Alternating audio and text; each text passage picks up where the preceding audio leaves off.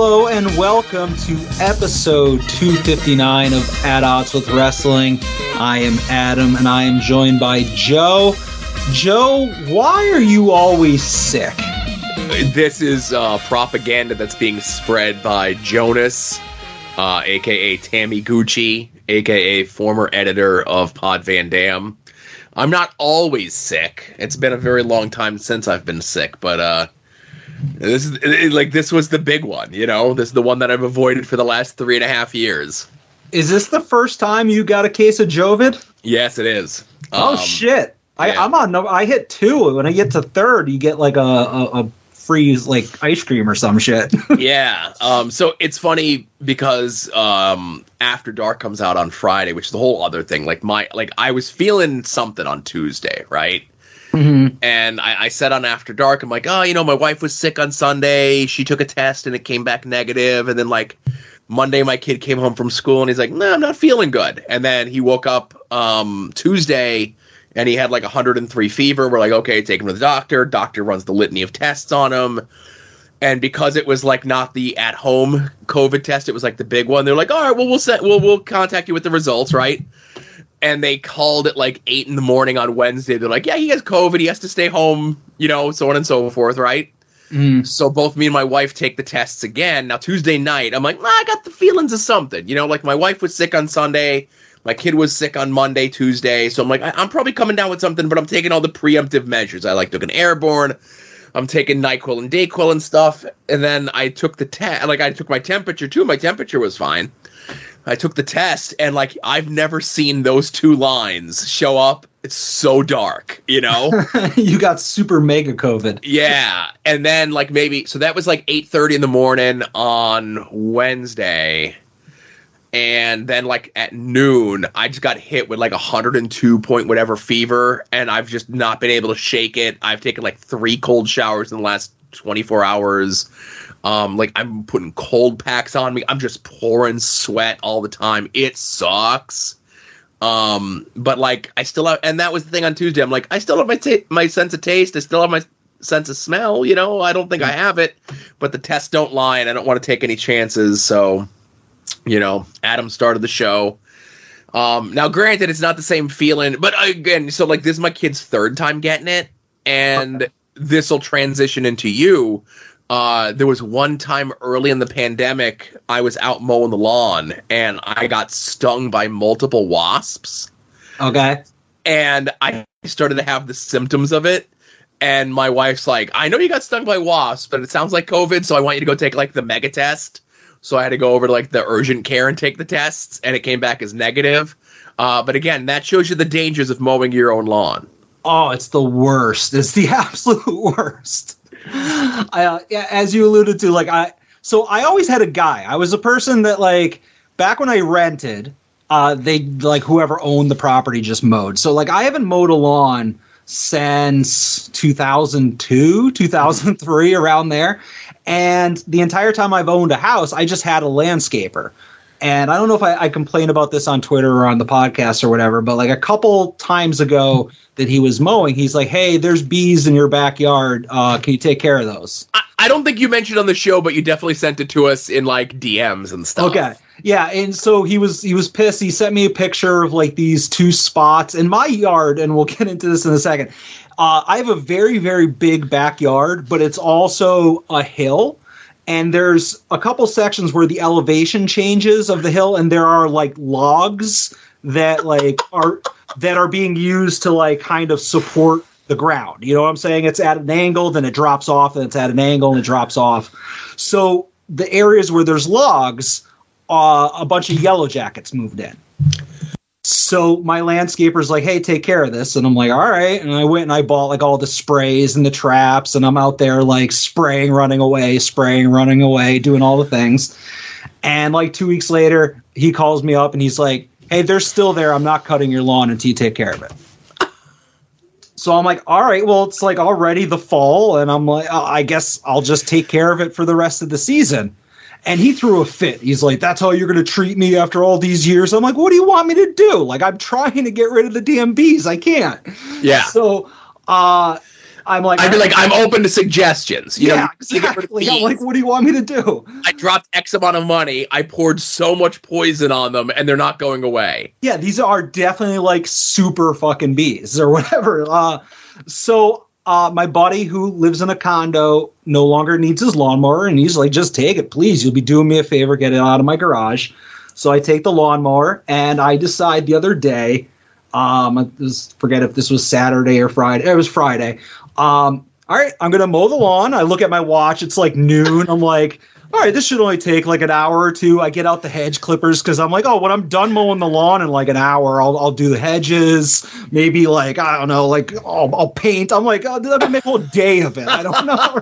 Right? So I mow my front lawn. My front yard is pretty much the same size as your front lawn. It's not very large and it's flat. I'm like, okay, sure. bang that out in like a minute or two. A minute? Yeah, it's nothing. Or run into a snake or two, like gardener snakes. I'm like, hey, what's up, snakes? You're cool with me. And then I'm like, all right, it's time to do the backyard. And I got maybe 20% of it done, and I'm dying. It's probably 90 degrees out. It's super humid. I didn't think this through. And I'm like, all right, I'm going to go smoke a cigarette, jump on the phone for a little bit, cool off, go back outside. And I did this like 3 times, like work for 20 minutes, half hour, go back inside, work for a half hour, go back inside. And after like almost 2 hours, I had maybe 60% to 70% of the lawn done, but I didn't have any of the steepest part of the yard done. I strategically avoided that. And so long story short, the next day I decided to do the trimming with the clippers of all the shrubbery and whatnot. And then on day 3, I went and did the steepest part of the yard. And after all that, like over 3 days of working on this, I was in the most physical pain that I've been in since like maybe doing wrestling in 99, 2000. I felt like I got hit by a bus. Things hurt on me that haven't hurt on me in years. Like I'd have to Google the muscles to know what they were. My hands hurt, my forearms hurt. But as of right now, everything except for the neutral zone that I've declared as off limits between me and the bees, everything but those areas are mowed. So there are some patches that I'm just like, okay, that's their territory. If they want to mow it, they can, but I'm going to leave it alone. I've noticed a lot of people, not just you and obviously me. I've always had issues with wasps and bees and shit in my yard, but I think DJ and a couple other people had mentioned that they've noticed an uptick in the amount of like those sort of insects in and around their areas lately. It's probably something like global warming or whatever, you know? Well, I remember like 2 years ago we were being told that like bees are almost extinct. And I'm like, come to my house. You'll know they're not fucking extinct, right? Yeah. Well, I mean, it's not even, they're not like bees, the ones that do the pollinating that are cool. Like those are the ones that are going extinct, but yellow jackets who just exist to be dicks, yeah. Like they're apparently fine. Right. Earlier in the fall, do you ever have carpenter bees? And welcome to At Odds with Bees, by the way. Have you ever had carpenter bees, which are like the really big black ones, look like the size of like a golf ball? Yeah. So those guys were digging into the windowsill of my garage, and I put traps for them, and it wiped them out. Within like a week, they were gone, and then the yellow jackets showed up. So I'm pretty sure I killed the natural predator of the thing that's haunting me now. I might have been the one that caused this. I don't know. I will say I give you credit for like having, and I was going to give you a hard time and say, oh, fancy gentleman, that you've always had a landscaper come and do these sort of things. I've always mowed my lawn ever since I've lived in my house, which is now, coming up here on almost 20 years, right? Yeah. And I think me and the guy next door to me are the only people on my entire street that mow their lawn. Everybody else hires somebody else to do them. Now, granted, a lot of the people are older folks, like in their like 60s and up, or whatever, right? And there's like kids don't go around like offering to mow your lawn anymore. That's not a thing anymore. Yeah. But you don't know how many times I've gone there and they park their truck in front of my house to mow like the guy across the street or the guy next door or whatever. And I just want to go out and like, listen, you already got all your shit here. I'm going to give you an extra $20. Do my lawn, right? Uh-huh. but I never do it. I think about it all the time, but I'm like, no, there's like a little bit of pride, but I tiptoe that line between it's a thing that I hate to do and becoming a lawn guy. You know? It's all like you have it groomed in a certain way. It's like a ballpark. You know? So it's not that far. I don't let myself get that far, but like I'm really obsessive about like the edging and stuff. And if bit of an edgelord. Not like not a lord, but like very aware of the edge. An edge.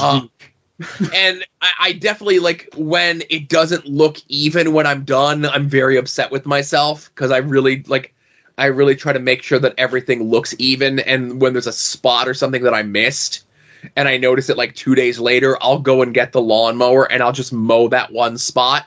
And then I'm like, fuck, I already have the mower out. I'm just going to mow this like whole area again, right? Yeah, that's the worst part is that I finished that project over the course of like maybe 4 days. I started Friday. I went to the toy show on Saturday. We'll talk about later. And then Sunday was football. So Monday and Tuesday is when I finished it. So it was a 3-day project that took 5 days. And it's probably due to be done again in a couple days. This is bullshit. Right. So I'm due to give the lawn the full mow on Saturday, but we'll see how I'm feeling, you know? Yeah. Maybe I'll hire back my landscaper. I don't know. Out of the principle of the matter, I enjoyed not paying him, but right. It kicked my ass.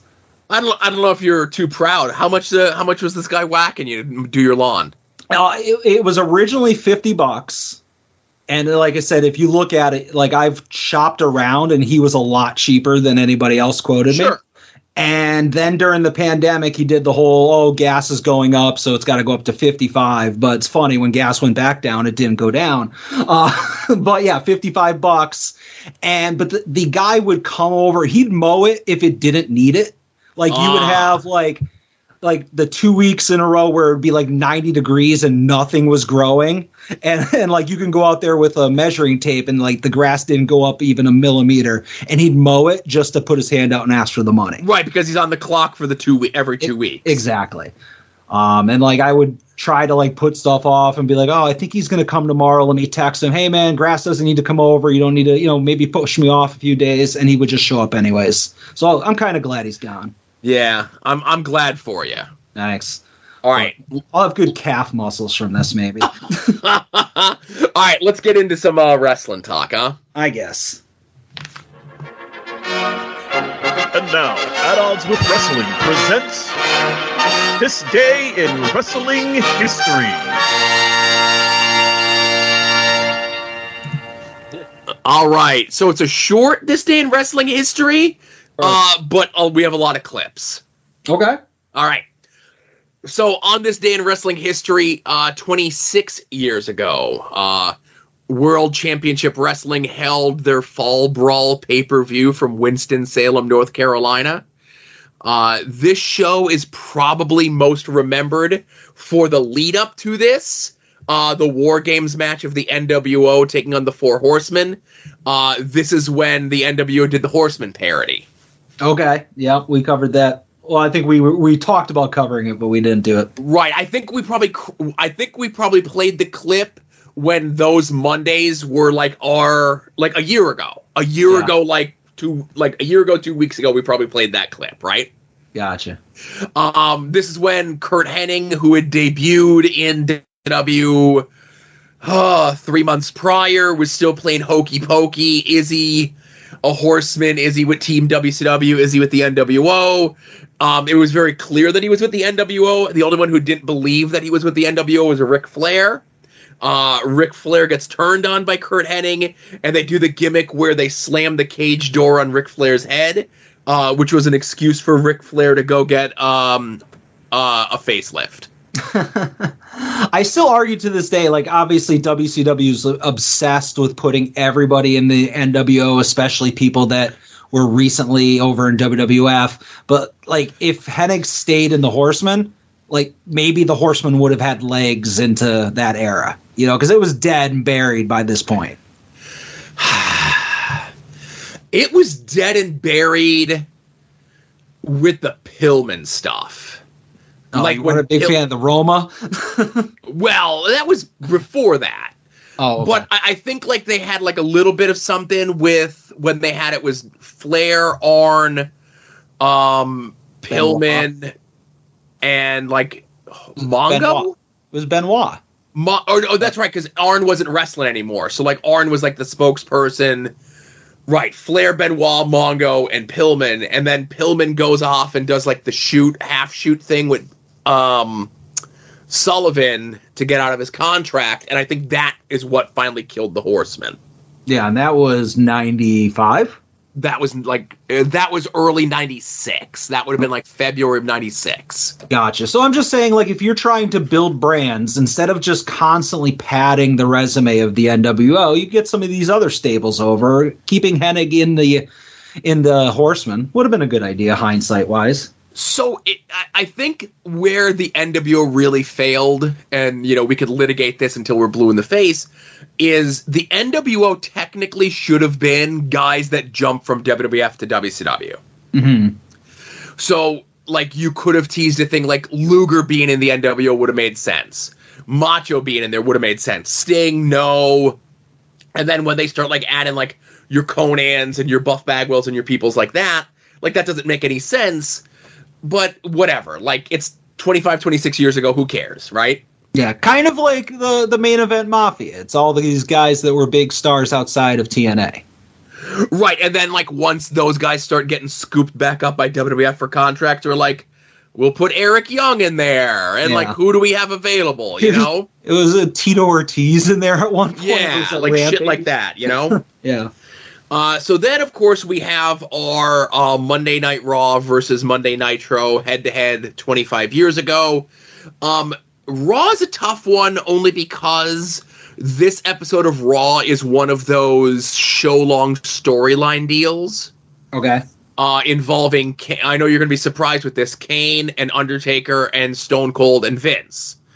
What? Vince and Undertaker and Stone Cold getting a ton of TV time in 98?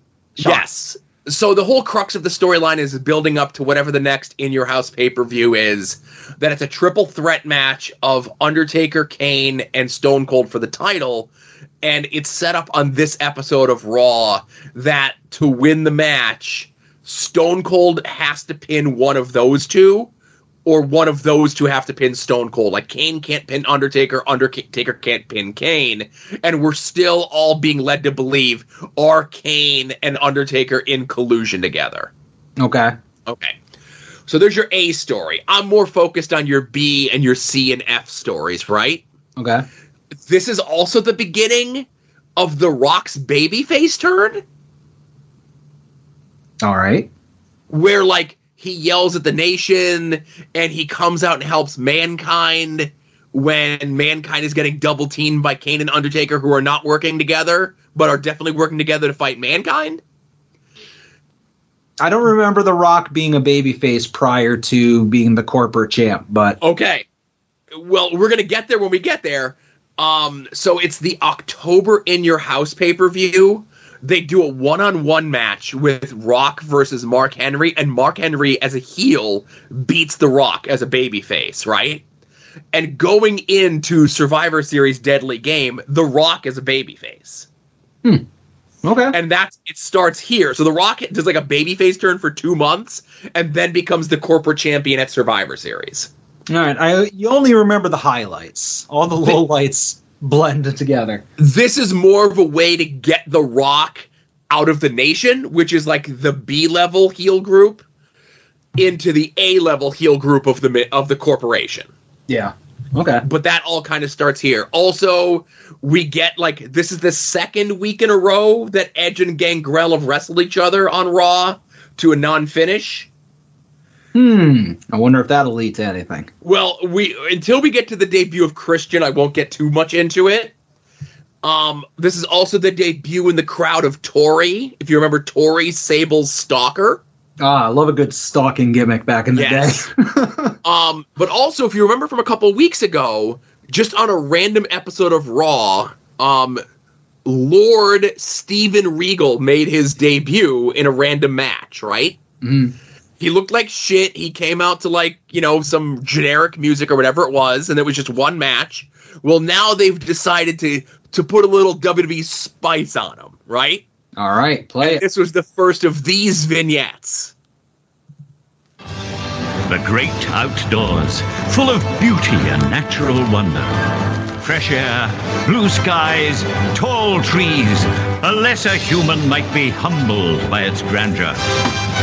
But not this man. There's not a tree in the forest he can't cut down to size.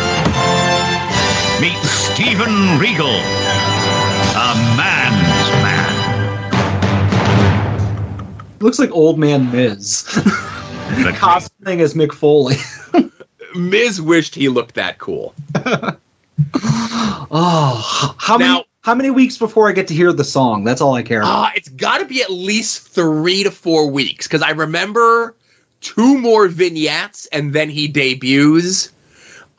He's in the Deadly Game tournament, so it might be longer than that, but I know there's at least another 3 to 4 weeks of vignettes. Oh, man. All right. That's how we did things back then.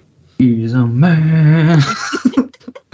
All right. A man. So over on the distinguished competition.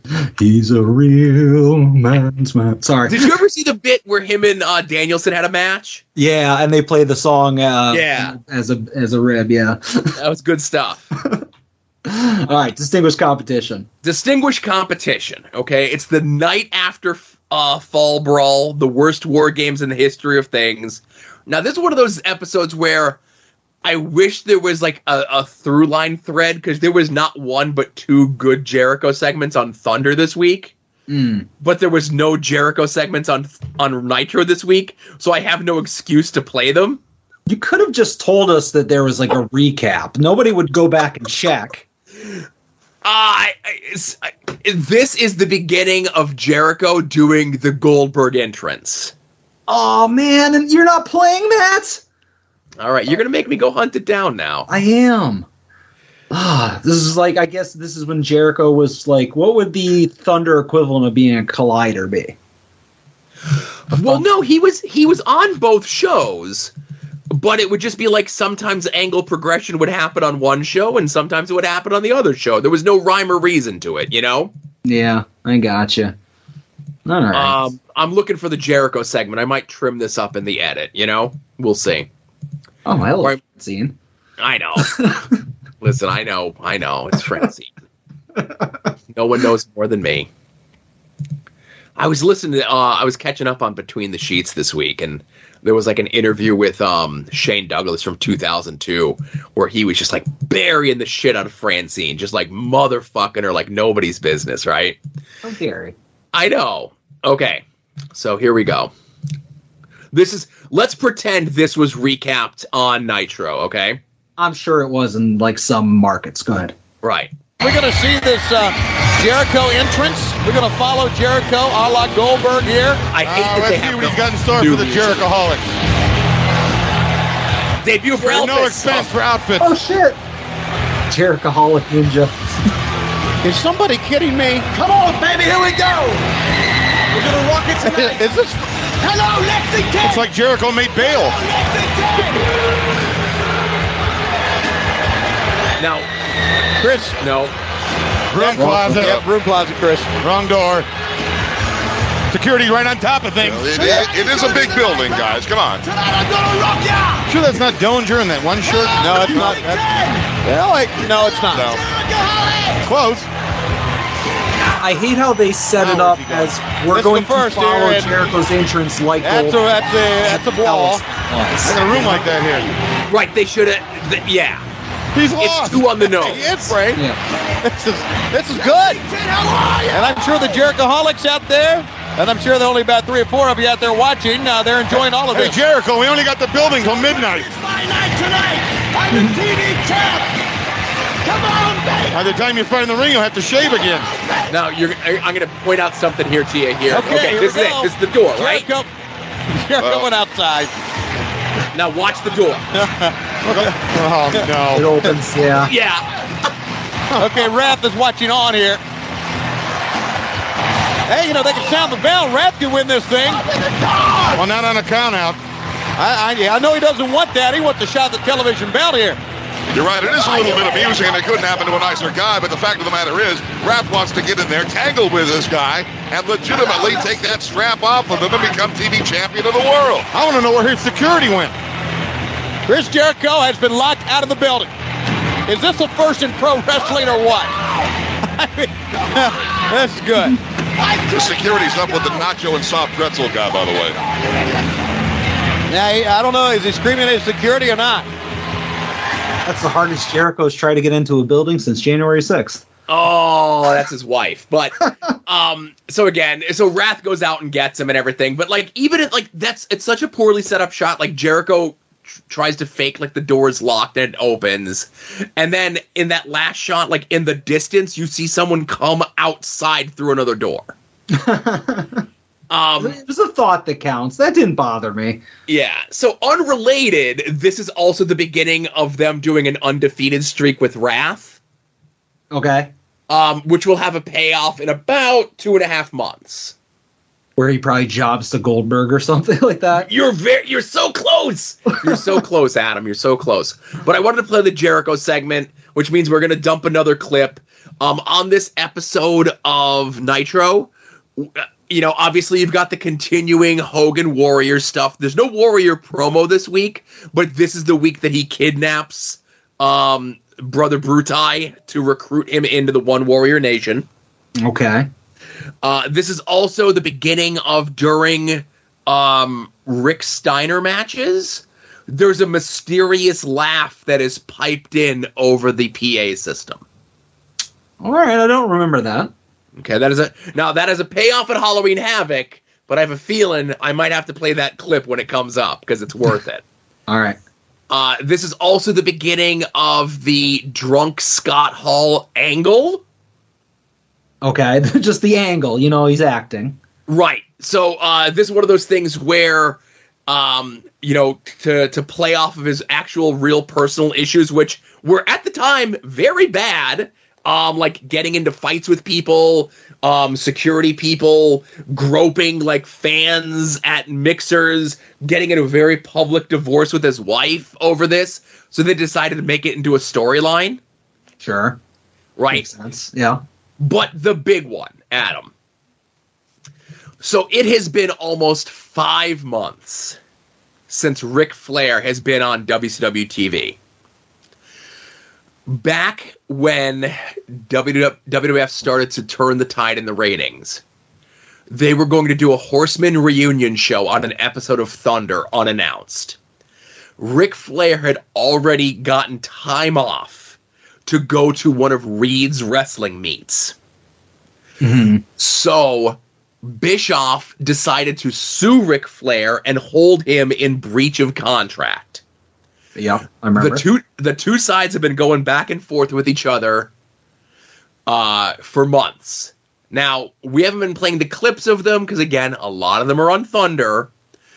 But it was set up that on this episode of Nitro, Arn Anderson was going to announce the new Four Horsemen. Ooh. Heads are gonna roll. So, said it. Be careful what you wish for, because now you have it. What a goof! What a goof! You know, I get accused of getting racked in the head a few times and having a little touch of Alzheimer's. My God! I almost forgot the Fourth Horseman, Ric Flair. Get on down here. Here we go. Thunderous pop. Okay. What? Now I'm going to wait for Flair to come out. And I'm going to zip ahead.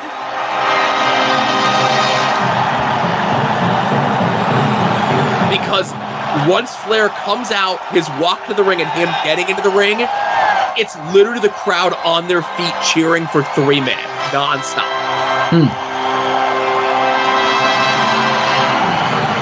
Well, they're in the Carolinas. Oh, listen. 1 week to go, ladies and gentlemen. So like I said, we're just going to zip ahead a little bit here. And we're probably going to play all of this. All right.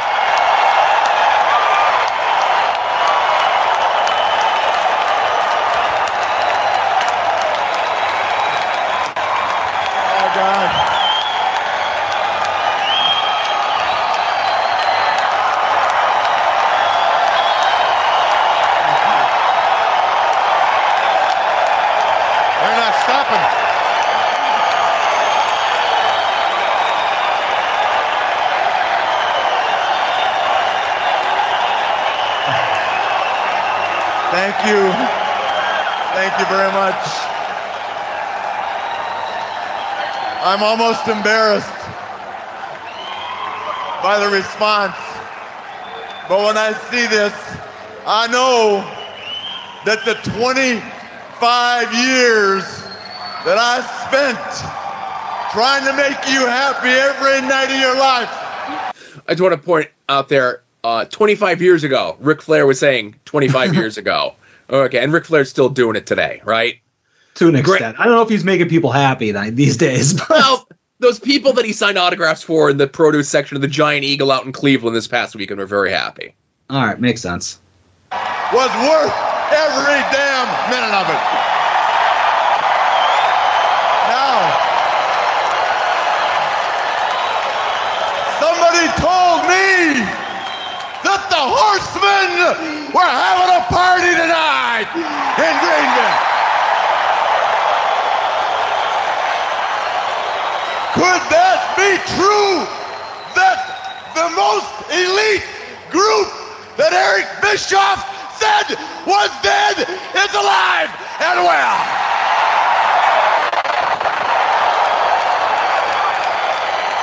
Bischoff, this might be my only shot.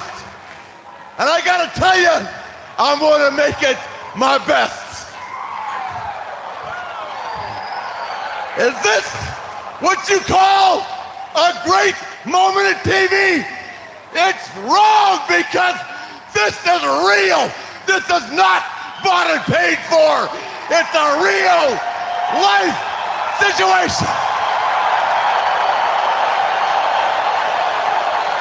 Just like the night in Columbia, South Carolina, when you looked at me, tears in my eyes, and said, God, that's good TV. It was real. Arn Anderson passed the torch. It was real, damn it. You think Sting was crying in the dressing room like I was on TV if it wasn't real? This guy, my best friend, is one of the greatest performers to ever live. And you squashed him in one night. Then you get on the phone and tell me, disband the Horsemen, they're dead. Disband the Horsemen. Me, you know what? I looked at myself in the mirror the next day and I saw a pathetic figure that gave up and quit. And for that, I owe you, the wrestling fans. I owe these guys. Well, we're not done yet. It's not the whole promo. I wish the whole promo was online, but we got this to close things out. You're an overbearing asshole. That's right. You're an obnoxious, overbearing ass. Abuse upon you. I quoted this so many times at work. Oh, wait. Yep. You will never wrestle on my power. You suck. I hate your guts. I hate your guts. So, your history. You are a liar. You're a cheat. You're a scam. You are a no good son of a bitch.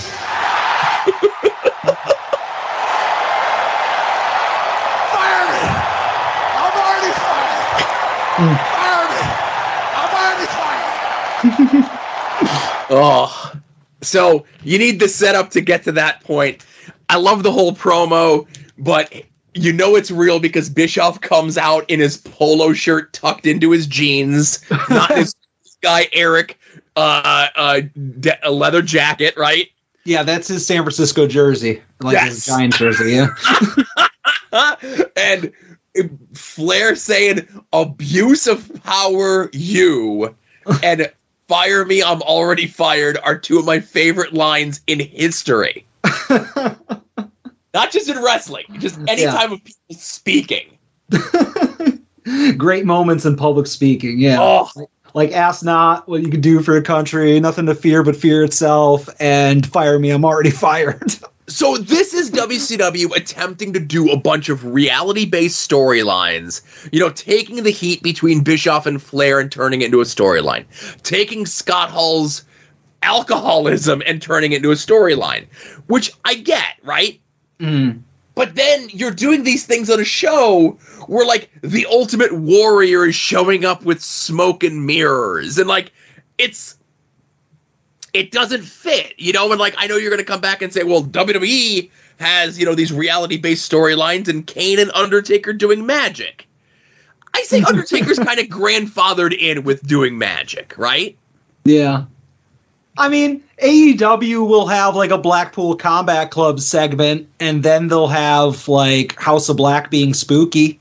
It's kind of the same thing, you get a little bit of mix of column A and column B. So being spooky is one thing, but, like, Malachi Black isn't doing magic. No, I get you. It's toned down a little bit. Yeah. Now, as soon as Malachi Black or Brody King or Buddy Matthews or Julia Hart start doing magic, then like, I'll come back and I'll be like, all right, I was wrong. It shouldn't have, right? Like, make somebody, like, bleed black paint out of their hair, Something, All right. But this is the build to Flair and Bischoff at Starrcade. Okay. And again, I give credit because, like, we're in September, and it stinks because the storylines are all bad, but on this Nitro alone, the night after Fall Brawl, WCW is starting to build multiple storylines for their big event of the year, Starrcade. Now, people will say that Halloween Havoc is their big show of the year, and I guess it's like their biggest moneymaker because as long as Macho Man was on the show, Slim Jim was footing a chunk of the bill, so they'd make a ton of money from it. Mm-hmm. But, like, Starrcade's their WrestleMania, right? Let's not kid ourselves. Yeah. But I was just going to say it's funny to have WCW doing multiple storylines because by the time we start watching WCW 2000, I feel like they have a storyline per 2-hour Nitro. Well, again, it's another thing where there are multiple storylines, and I can tell you what they all are, but they're all terrible. Yeah. They're either terrible or like the most basic paint-by-number storylines, which is fine. If you don't have a good idea, you could just have guy wants title, and like that's a good enough storyline. Mm-hmm. And then like other guy wants title. Now these two guys are fighting to see who gets to be for the champ, like to fight for the title. What they didn't win the match, now they both get the title match. And like it's a lot of easy paint-by-number stuff, but anyway. I love that Flair stuff. Fire me, I'm already fired. Abuse of power, you. I love it. Yeah, me too. But this is the beginning of like crazy fucking out of his gourd on TV every week Ric Flair as well. Take off the jacket, give it an elbow drop. Yeah. Drop the knee on it. This is kind of where that starts. And, like I said, we're still 3 months away from Starrcade. This is the beginning of the match with him and Bischoff. And I don't remember what Nitro it's on, but, like, it takes a decidingly, like, dark turn. And they immediately try to course correct the following week. But we'll get there when we get there. All right. Looking forward to it. All right. So, Adam, since you started the show, it would only make sense for you to start with what we liked or what we want to talk about from this past week in wrestling. All right. Mixing it up. I like that. Joe, I kind of, we're coming out of something really funny talking about the Flair, fire me, I'm already fired. And I hate to bring the show down. But I feel like it would be negligent if I didn't start off with this. And I just want to say, I've played along for a while. At first I was hesitant and I resisted, but then I started playing along, and I might even say that I started to genuinely fall for the appeal, the allure of a certain LA Knight. And for a while, I started to find myself in the camp of other LA Knight-pilled people like you and the people in our Discord. But, Joe, something happened this past week, And thank God for social media, because I don't watch WWE, or else this might have escaped my radar. And I just have to say that I can't allow this to pass. And I don't know if I could describe it, so I'm just going to have to play it for you. And I need a minute. Go ahead. Oh, you're going to play it. Okay. Yeah. Let me hit play. Hold How's on. that song of his go? I came to play, right? Now, if I was a complete moron, I'd say, let's look at that adjective. But I'm not a moron, so I'm going to say, let's look at that verb, play. I didn't come here to play, Miz. This is where the big boys play, huh? Look at this. Look at the adjective, play. We ain't here to play. Look at that. How cool was that you got the side-by-side comparison? I worked hard on finding that. And Joe, you can say a lot of bad things about a lot of great wrestlers. If he insulted Shawn Michaels, I would have not agreed with him, but I would have let it slide. If he insulted Mr. Hitman, hell, I would have been right there beside him, just, shaking his hand. But I will be damned if you're going to go on national TV and say something bad about Kevin Nash, call him a big idiot or whatever the hell he said, a complete moron. Yes. Fuck you, LA Knight. LA Knight is dead to me as of this second. I'm done. I don't care how many people pop for him. I don't care if he gets the bullshit Raw World title from Seth Rollins. I don't want him on my TV. Not that I'm watching anyways. I am mad at you, LA Knight. And until you do something to redeem yourself, I don't know if I can ever forgive him. Well, I had LA Knight in my notes this week anyway, because it wouldn't be a week if I didn't.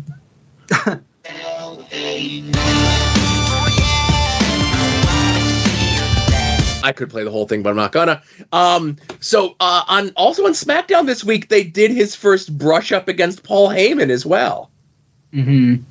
I hope Paul Heyman doesn't sully himself with the trash that is LA Knight. Let me ask you this, Joe, before you bounce around this, are you defending LA Knight in his comments against Big Sexy Kevin Nash? So I'm torn, okay?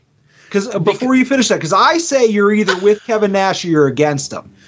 Can't I be for both? No. Battle lines are drawn. Pick a side. Now this is the thing. I have to wait for Kevin Nash's rebuttal, which unfortunately, because he records his podcast on a Wednesday and they don't release it until the following Monday, we won't get his rebuttal until next week from a thing that happened a week ago as we're talking about it.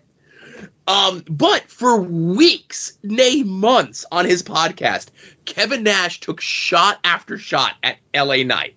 And that's fine. If you're Kevin Nash, you can take shots at anybody you want. Oh, can I pull up all the remarks and comments that Kevin Nash has made about your Precious Phil?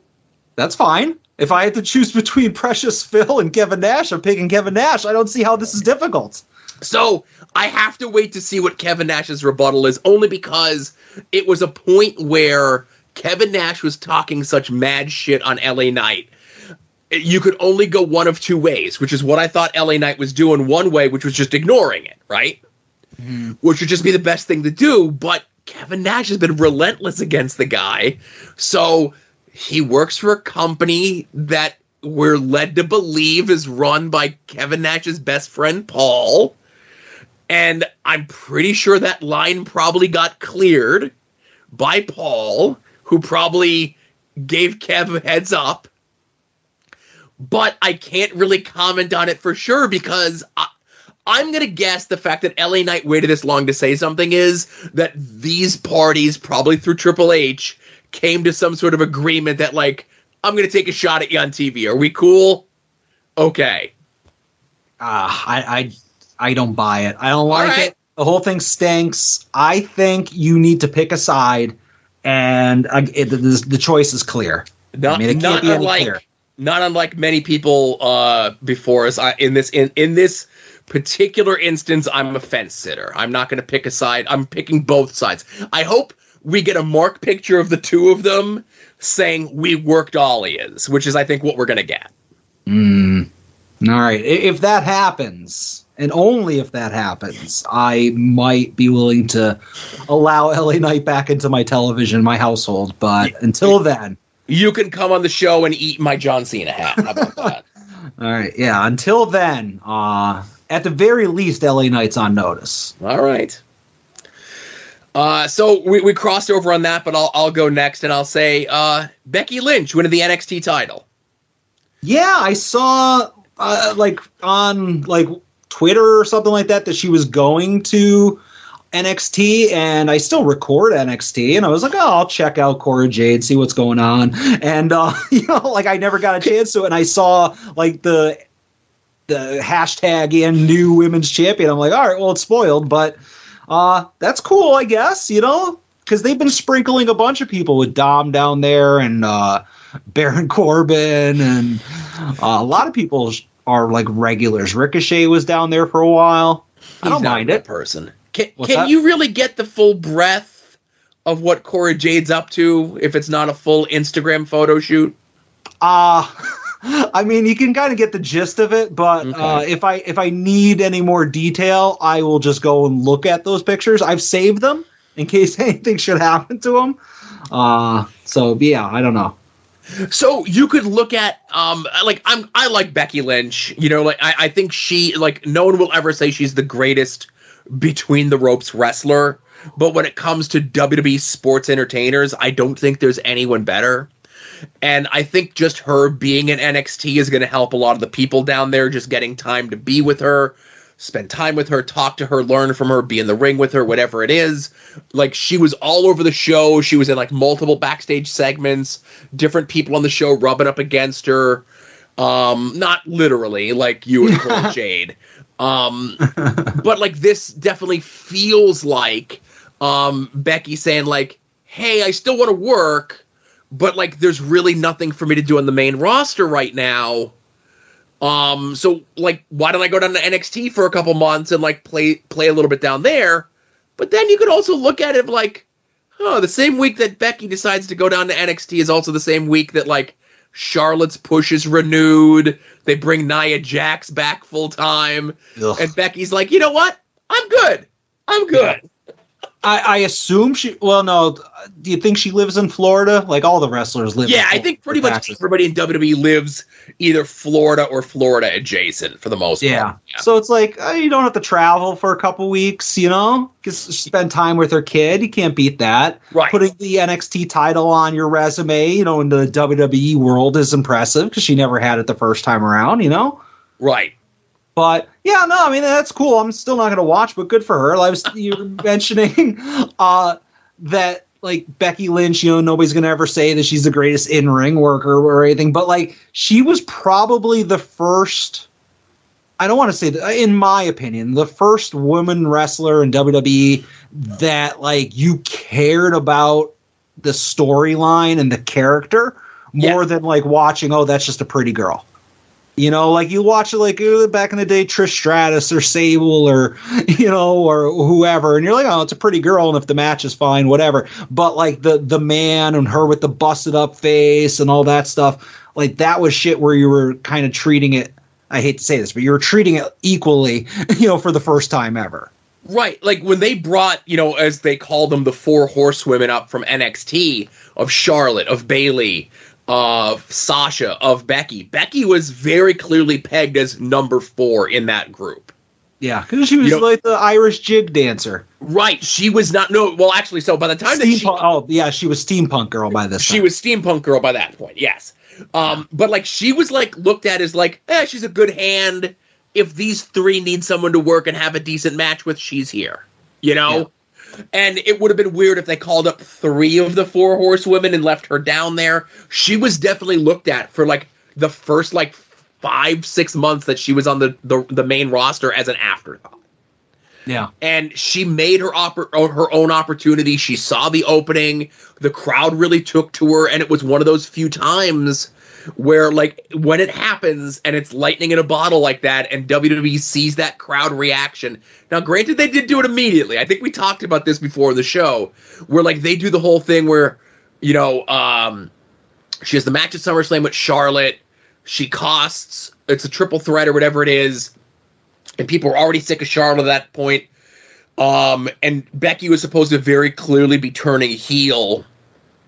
And when she did, the crowd cheered her. Yeah. And then the next night on Raw, she cut a promo where she was like, "You stupid fans," and everything else like that. And the crowd cheered her. And then they completely pivoted by that week's SmackDown and like, okay, she's a babyface now, you know? Yeah. It was very Austin 316 of like the early stages of that, you know? Yeah. It's supposed to be a heel, but you're just such an awesome shit kicker that you want to root for her. Yeah, yeah. And so like, and the fact that she's down in NXT, that can only help the wrestlers there. That can only help the visibility of the brand. Because no offense, Dominic Mysterio has that belt so that he could walk around on TV with the rest of the Judgment Day with a belt. Yeah. Ricochet going down there means nothing. Baron Corbin going down there means nothing. Becky Lynch going down there means something. Yeah. I mean, it's a different era of NXT, but the closest thing is maybe pre-pandemic when Balor went there. Yeah. Yeah, there you go. You know, you're supposed to work Walter, and he worked a bunch of people. But, all right, cool. Good for Becky Lynch. Yes. My other thing is I have obviously been a fan of and therefore must continue to cover all of the Adam Cole stuff and the stuff with MJF. And when I have another bit of audio I want to play, but just bear with me. I want to set it up. We are getting the fallout from last week's television. So this is basically a pre-tape, which is sometimes the best kind of Max. But I will argue that as of recently, Max has been pretty good in the ring on the mic. But we have MJF with the incomparable Renee Paquette and Adam Cole backstage. And MJF, he's talking about Samoa Joe. And he busts out this thing out of nowhere, and I popped so hard. I'm going to go ahead and hit play now. And you might not realize this, but this New York Pitbull's got a whole lot of bite.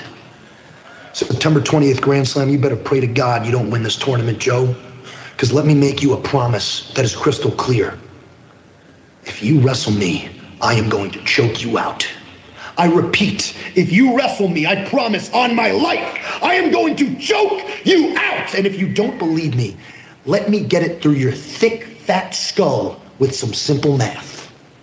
See, normally if you go one-on-one with another wrestler, you got a 50-50 chance of winning. But I'm a genetic freak and I'm not normal. So you got a 25% chance at best to beat me. Then you add my boy Cole watching my back to the mix, your chances of winning drastically go down. See, at our match at Grand Slam, you got a 33 1/3 chance of winning, but I got a 66 2/3 chance of winning because everyone in New York knows you can't beat me. So Samoa Joe, you take your 33 1/3 chance minus my 25% chance, and you got an 8 1/3 chance of winning at Grand Slam. But then you take my 75% chance of winning, since we're wrestling in my home state of New York, and then you add 66 2/3 chance, I got a 141 2/3 chance of winning at Grand Slam. See, Joe, the numbers don't lie, and they spell disaster for you in Arthur Ashe. Disaster!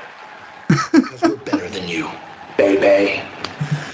I fucking love that so much. The best is them coming out of break or coming back to the announcers, and you could clearly hear them all just cracking up. Yeah. And Taz goes, that sounds like some University of Michigan math there. And Shivani's like, I got nothing, you know? Yeah, and we'll come back to this in a second, but the best moment of commentary breaking is when the camera briefly caught a glimpse of a fan towards the main event. Did you hear that? No. There was a girl who was barely wearing a top. Oh, that's Darcy the Mail Girl from the Joe Bob's Briggs thing. I don't know what any of those words mean, but the camera panned across and they saw it, and somebody, like I think it might have even been Taz, was like, any comment about that? And then there's just the three of them were just chuckling for like a minute. But anyways, can I preface this by saying allegedly a bunch of times? Yeah, allegedly. Allegedly, she's a big fan of Chris Jericho. Allegedly. Oh. Allegedly. So anyways, we'll talk off air too. Yeah, so that's a pre-tape, and I'm like, okay, cool. They touched on the MJF, the Adam Cole stuff. We're probably not getting any more of it. The main event was Roderick Strong and Samoa Joe to see who's going to go on to face MJF at Arthur Ashe. Joe wins. Joe basically grabs the mic, says, I'm going to take everything away from you to MJF. He leaves. So I'm like, okay. At that point, I'm like, I'm pumped up. I'm ready for Samoa Joe versus MJF. So that's fine. Mission accomplished. And in my mind, it's done. And then you get the comedy stuff of Roderick Strong being put in traction the whole time, just yelling at him.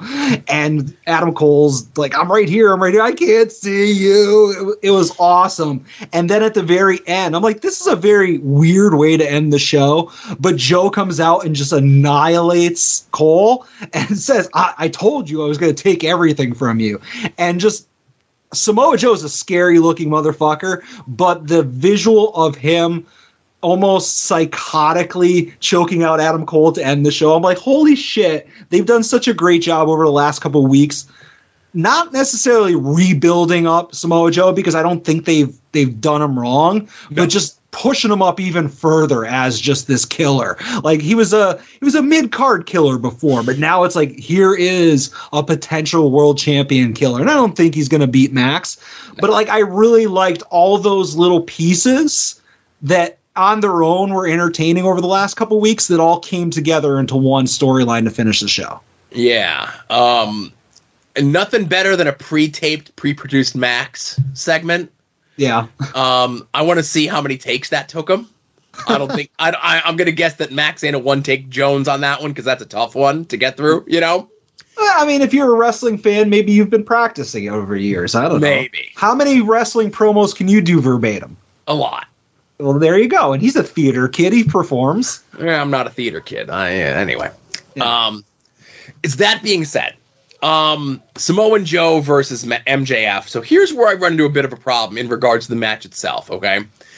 I think the match is going to be good. I'm excited for it. There's no way Joe is going to win, but they've done a very good job on TV to make Joe seem like more of a killer. And as you mentioned, Adam, he's always been kind of like a mid to upper mid-card level threat killer, but now he's got MJF. MJF very clearly the babyface in this promo, and he says in the babyface promo before he does the Steiner math thing, says that he is going to promise you, Samoan Joe, I'm going to choke you out in my hometown. Now, when a babyface makes a promise like that, the babyface has to deliver, okay? Yeah. So is MJF, who is not a chokeout or submission specialist, putting on a shitty choke on Samoan Joe, and Samoan Joe have to like tap out or pass out to it? Will that be the thing that finally kills Samoa Joe's aura?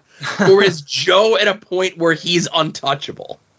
I think Joe's at a point where he's untouchable, but I also don't think that'll be the finish. I think that just because Max said he's going to do it doesn't necessarily mean that. Like, maybe he'll try to put him in some type of choke, and Joe will get out, and commentary will put over how Joe's a submission specialist, and then MJF wins with whatever it is that he uses to win. If wrestling has taught me nothing, Adam, and it's actually taught me everything, when a babyface says, I'm going to do X, they have to deliver on that promise. Yeah. Or they're not a good babyface. MJF wrestles so infrequently. What is his finisher? His finisher is punching you with the Dynamite Diamond Ring. Yeah, so that doesn't count. And neither is double clothesline or like kangaroo kick. The Heat Seeker. Do you know what the Heat Seeker is, Adam?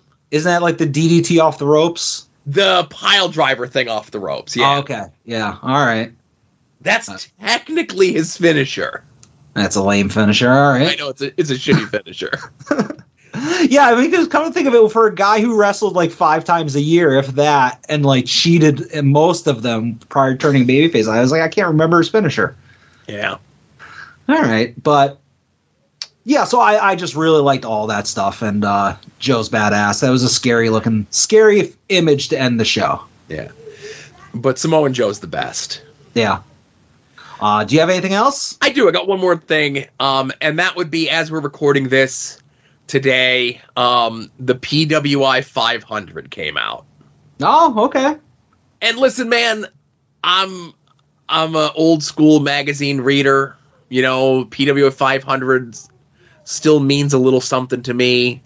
About 10 years ago, when the discourse really kicked up, which also is like right around the time that like everybody was on Twitter.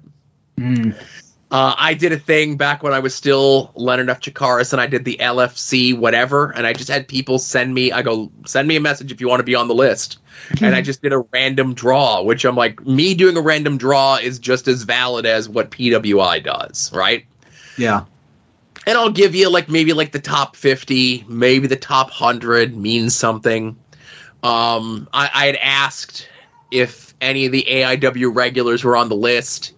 And Derek informed me that a lot of them were. I know in years past, for various reasons, there was an AIW bias in the PWI in general, let alone the PWI 500, where they purposely were keeping people out of it. But Adam, I'm going to read you off some names here. Maybe you saw some of the discussion of this online. I saw the top 10. That's all. Okay. I'm not talking about the top 10. Don't even care. Okay. I want to talk about Billy Gunn. I want to talk about Austin Gunn. I want to talk about Colton Gunn. I want to talk about Anthony Bowens. And I want to talk about Tetsuya Naito. Okay. What do all these people have in common? Were they all left off the list? They were all left off the list, Adam. I'm very curious because I haven't opened a PWI 500 in years. I much like you, used to always buy it. Now I just hear the discourse. But I remember flipping through them and just literally reading every single one of them.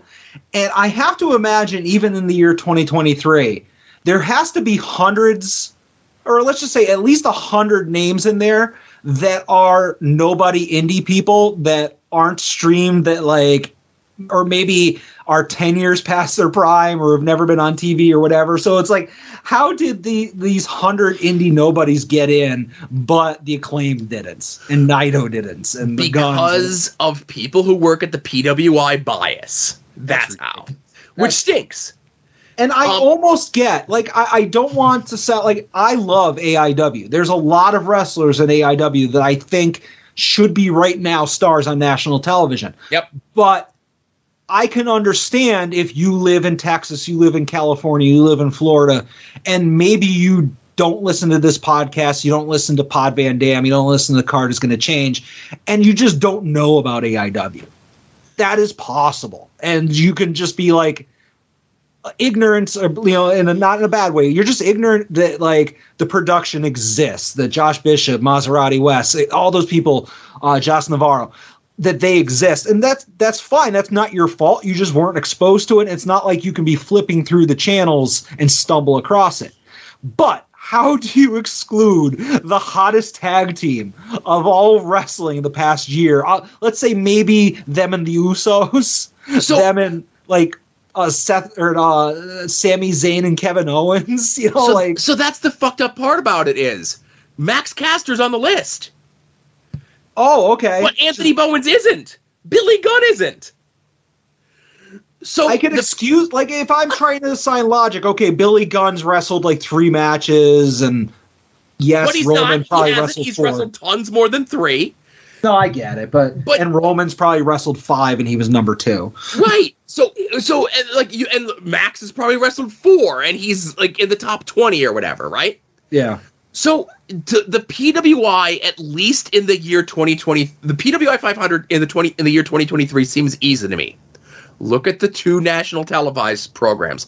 I'll even go you one better and say the top the 3. Throw Impact in there, right? Yeah, and they also I don't know about this year, but they do love NWA for some reason too. I think Tyrus made it in the top 100 or whatever, right? But okay. So Adam, listen. You got WWE, AEW, Impact.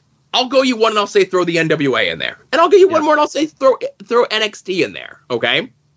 Okay. Just look at their websites, look at their entire rosters, and put them in order, okay?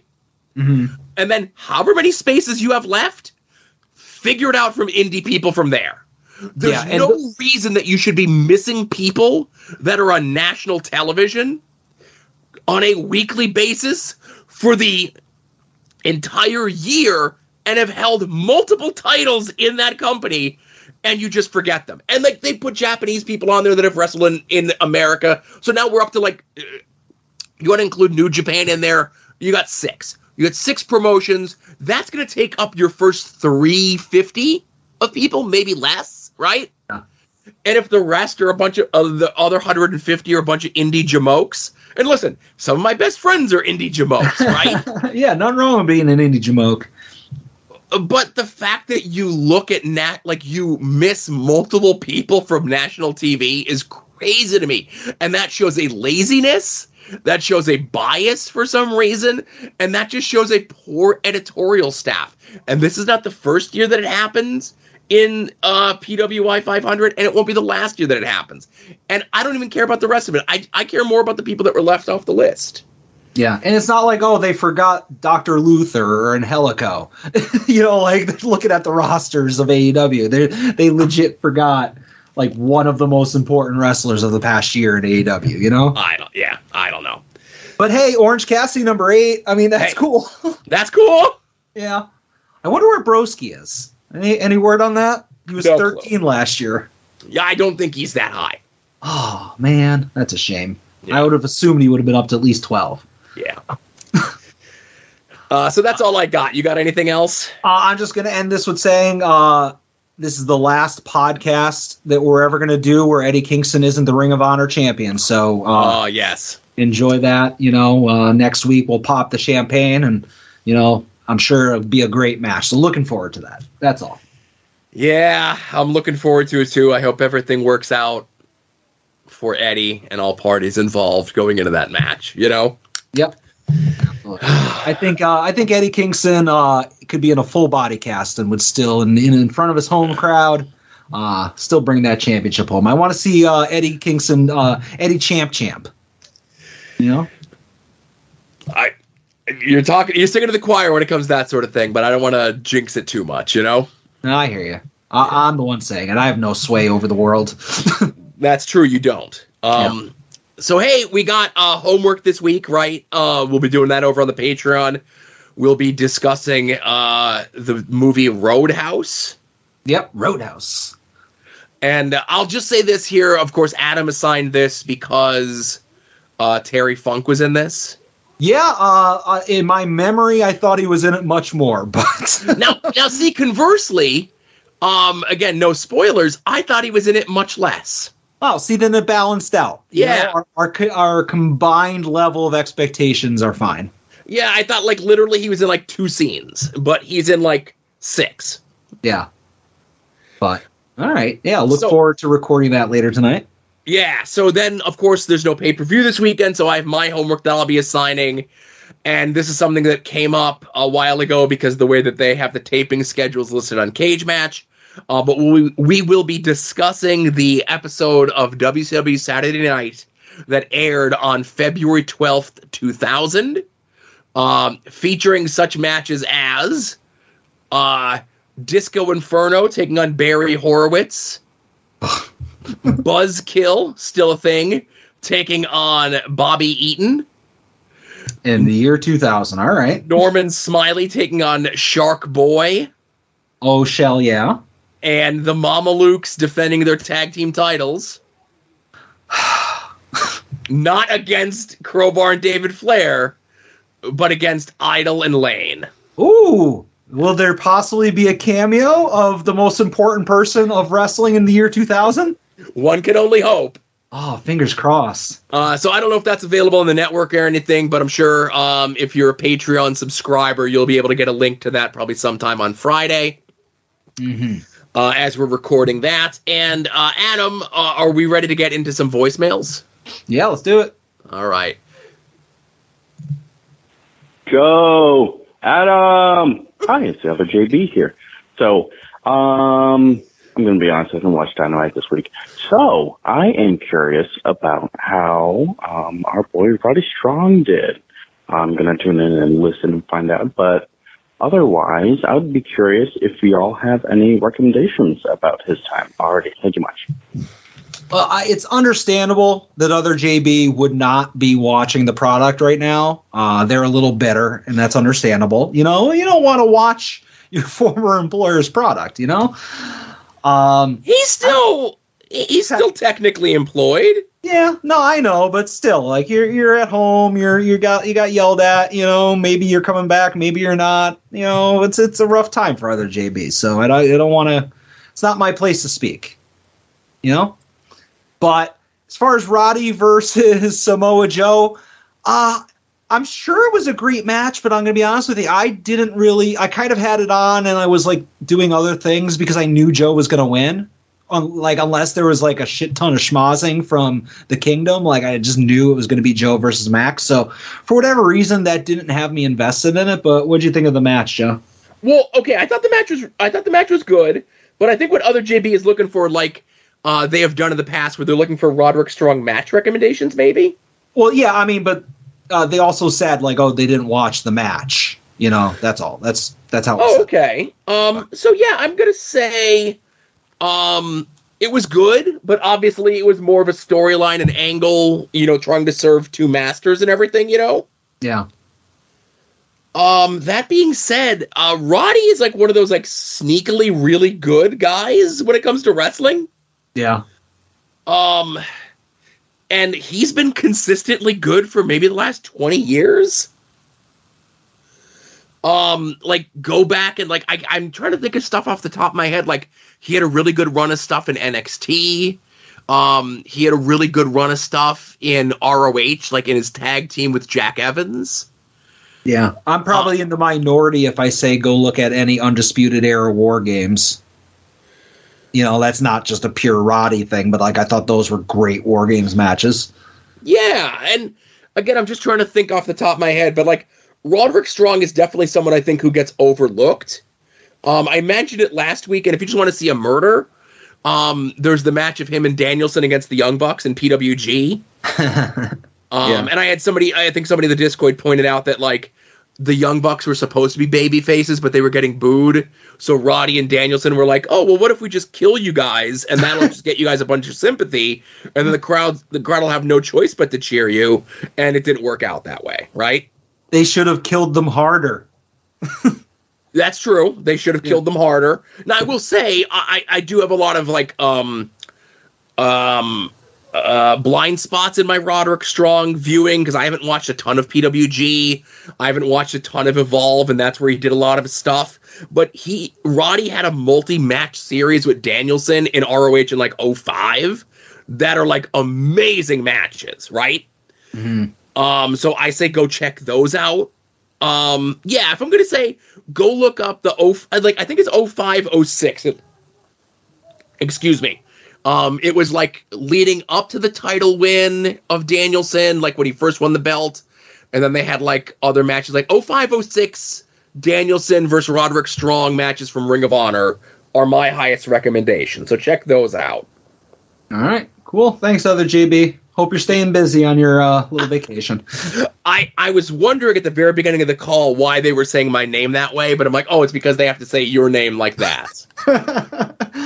I want the clip of just Roddy saying Adam, and I just want to play that sometimes. You need that as your ringtone. Do people still... If only you knew somebody who had a ringtone maker. Oh, that's actually, whenever I get a phone call, it's just Adam!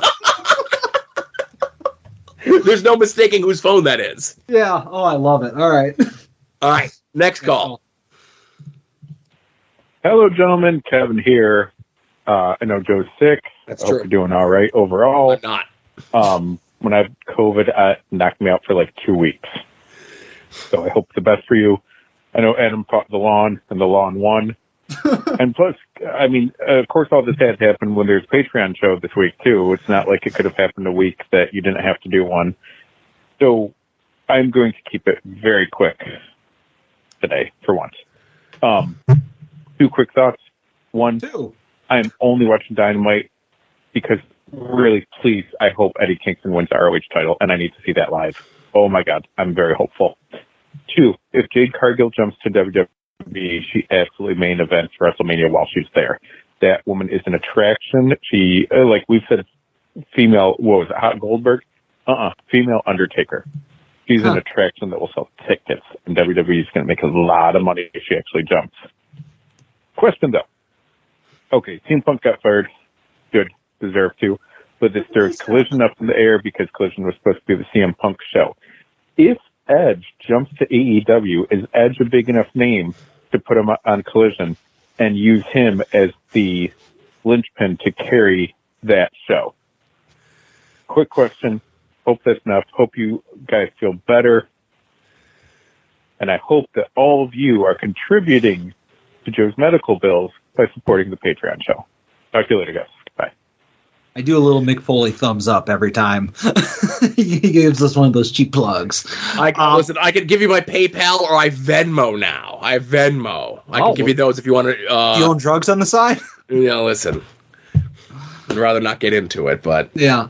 Can we start off, like, I saw the rumors of Jade potentially being gone, and I saw the results of Rampage or whatever, and I'm like, man, I don't like it when somebody I like goes to a show I don't want to watch. So that would be disappointing to me if Hot Goldberg left.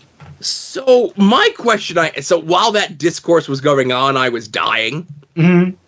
So I woke up this morning and I woke up to like all these people like up in arms, like, I can't believe Jade Cargill would go into the press and say how much she loves being in AEW and how Tony treats her as just a number, to even think or intimate that she would go to the World Wrestling Entertainment. And to them I say, what's your favorite Jade Cargill match? What's your favorite Jade Cargill promo? What's your favorite Jade Cargill segment? Other than the one where Brandy comes out and like calls her a bitch? I'm not saying that like she was a great in-ring tactician, but she was a spectacle, as Kevin said. She was an attraction. But that's the thing. I think she'll excel in WWE. AEW being the admitted challenger brand. I know they like to say that they're the Pepsi to the Coke of World Wrestling Entertainment. I'd say they're more the RC.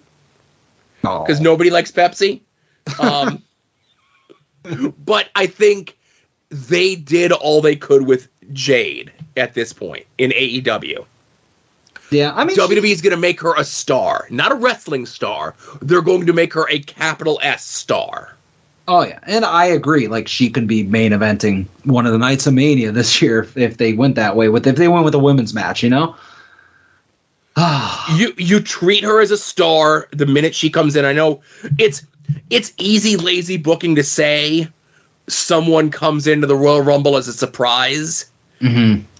I say you do weeks of vignettes, putting over who Jade Cargill is, everything that she's done, and you announce her as a participant in the Royal Rumble, and she wins the Women's Royal Rumble. Mm-hmm. She doesn't have to be a surprise entrant. She just has to make a good showing. She can come in. You do a thing. They always say the person who gets number 30 has the best spot. And like, okay, there's been times like last year Cody got number 30 and then Bumble fucked around for 15 minutes and then decided to have like an 8-minute match with Gunther in the Royal Rumble, right? Yeah. You have the ring full of people, 7 to 8 people. Number 30 comes out. It's Jade. And in like 2 minutes, she just clears the entire ring and wins the Royal Rumble. Yeah, like Brock Lesnar style. Like, that's how you make a fucking statement with a character, with a performer, with a specimen like Jade Cargill. Yeah. And I'm having trouble saying this, but she is very much like Cody, where A, she wouldn't necessarily be missed in AEW. Nope. And B, she is a better sports entertainer than she is a wrestler. But I do like Jade, and I like the pairing with Smart Mark and all of that stuff, and it's just like, all right, now you're going to put her on a show that I'll never watch, you know? You can always watch the clips on YouTube like I do. Yeah, I guess. Yeah. And what was Kevin's other question? Do they turn Collision into the Edge show? No. Give Edge Rampage. Put him on there with the Bucks. Short answer, no. You don't give... Is Edge big enough of a star? Yes. Do you let Edge have that much time to give his long-winded soliloquies? Abso-fucking-lutely not. I could give you a list of people on the AEW roster currently, starting with Orange Cassidy, that you should have them be Collision is now their show. How about nobody belongs to any one show. Now that Phil's gone, right? Like I can understand if you want to be like, okay, Hangman and Swerve, that's a Dynamite program, just for example, and then whatever Legado. No, I was about to say Legado del Fantasma. I don't know, something else is on Collision. And then when those angles end, then like these wrestlers flip-flop and they go over there, they go wherever their next opponent is. You don't have to have a brand split. Right. But at the same time, I don't want to see Darby Allin wrestle on all 3 shows each week. You have enough talent where, okay, this week the Bucks are on Rampage. Then 2 weeks from now they're on Collision. And then 2 weeks after that they're on Dynamite. Mix it up. I don't care. You don't have to have, this is the Collision roster, this is the Dynamite roster, and then whoever draws the short straws on Rampage. I think I'm with you. If no one show should be one person's show, a bad precedent was set by Phil, and we all need to get out of that mindset that Collision should be someone's show. But if Tony is determined to make it someone's show, Edge is the last person it should be. Yeah, and I agree. And there was things about Danielson should run, Collision, and the Blackpool Combat Club is the exclusive to Collision. But then now you're taking away my enjoyment of Dynamite by taking some of the best guys. So if I tune into Dynamite, I'm not going to see Moxley. Yeah. Exclusivity is stupid. Yep. All right. Thanks. Thanks for your call, Kevin. Next call. Hey guys, it's Ben Pasco, and last week on September 11th, I went and saw Danzig, and it was awesome. And the part that my girlfriend pointed out to me that made it incredible was Danzig seemed to be in a good mood. I had never seen that man smile, and I'll be honest with you, it was unsettling. My question for you is, what person do you think would unsettle you the most if you ever see him, get one of those grins going? Thank you. I'll hang up and listen, because I don't really have a choice. Thanks, Ben. I don't know, Joe. Who's somebody that you'd be very unsettled by a big smile from? There was a time where I would have said someone like a Taz or a Samoan Joe. See, Taz smiles all the time now. Right, but Taz smiles all the time now. Yeah. But 1995 to 1999 Taz, if you saw him smile, you'd be like, oh, I'm dead. He's going to murder, right? Yeah. Samoan Joe is the same way. I think a smile on Samoa Joe's face is just a sign of something notorious happening. You know who would be unsettling smile? Robert Smith of The Cure. We're talking about music people. Your emo goth type people smiling, your Robert Smiths, your Trent Reznors. I think if they smiled, that would be wrong. All right, fair enough. I don't really have an answer, but I'll go with what you said. But all right. Thanks, Ben. Thank you, Ben. Last call, pink button time, and only one call. It's going to be a short show. Oh, shit. It's Young Ed. Hey, Joe and Adam, it's Ed. Just wanted to call and let you guys know how Coloscon East went. So it was fun. Actually, I had a really, really good time.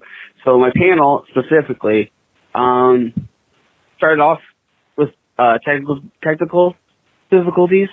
This thing keeps happening with PowerPoint when you get plugged into projectors, it won't play videos, and I don't understand what's going on. And tech tries to fix it, and they normally do. This guy fixed it, and it was going, and then he tried to fuck with it more, and then it wouldn't go. So we're at a good 5 minutes into my panel, and it hasn't started yet. And somebody's like, well, what are you going to do if the videos don't play? And I said, I don't know, I'll probably kill myself. And then that made the room I read the room well, and it made people very uncomfortable. So I said it about 4 more times. And then eventually somebody in the crowd is like, I'm an IT guy. Do you want me to look at it? And I was like, well, yeah, bud. Yeah, of course I do. And then he fixed it, and everything went really, really well after that. Shockingly enough, the anal bomb deathmatch isn't what grossed people out the most this time. It was Sasuke's barrel bump, off the ladder onto his head. There's some people that really disgusted, and I didn't expect that. It was very shocking. And then, the rest of the time I was just hanging out and chilling. Had a really great time. Saw Billy Madison cosplayer. Is with the cutoff Golf Fest in Frank's shirt. It was very dope. And then I found out that my favorite Japanese arcade game has Twice songs on it. So it was probably the most fun I've ever had at a convention, for being honest. It was a really, really good time. I can't wait for next year. ColossalCon East is probably my favorite convention now. Also, Adam, you went Angry Video Game Nerd. If you haven't talked about it yet, what was that like? Also, what's your favorite video that he does? I really like Bugs Bunny Crazy Castle when Bugs Bunny shits on his face. Okay, bye. So I don't know if you saw Ed's tweet today as well, where at the lobby, I guess, at ColossalCon, somebody called him a 20-year-old purple-haired slur. Oh, no, I didn't see that. And Ed was more focused on the fact that the guy thought he looked like he was only 20. But I'm glad Ed had a good time at ColossalCon East. He specifies that. He did bury the Ohio one, saying that the East one is better. Of course, anything in Pennsylvania is better than anything in Ohio. This is true. Just like I'll mention later, RetroCon much better than Toyhio, but we'll talk about that during weekly purchases. Ed, weekly purchases, I'll talk about Angry Video Game Nerd, so you gotta stick around. Yeah, don't reveal your favorite video until then. Make Ed listen to the whole show. He has to. I'll give him one word like every couple minutes, and he has to piece them together. Right, so that we get his ratings in the Arbitron books when they come in. I know Ed gets Birch, but I get Arbitron anyway.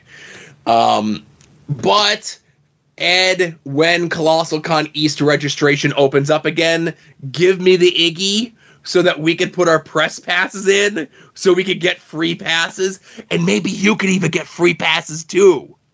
There we go. Yeah, we were a little late to that one, but we tried. I mean, we tried. They said, the thing got cut off because we did it 2 weeks beforehand. I think if I do it 2 months beforehand, we might get it. Yeah, and it's like, I mean, let's be real. I mean, how packed could the place have been? They're like, oh, we can't possibly give away 2 more press passes. We're at our limit. Well, when I did go there the 1 year to go see Ed, it was pretty jam packed. Yeah, no, I'm just saying, like, what's 2 more people? Yeah, I just they have a cutoff for things or whatever. But I'm glad Ed had a good time. That's the most important thing. Yeah, and I'm a little bit pissed off that there is not a recording that I can buy for $5. We were supposed to get him on board with that. Well, it sounds like he had enough issues that they had to pull IT guys out of the crowd to fix his PowerPoint presentation that he's doing on an overhead projector. Is Ed an old?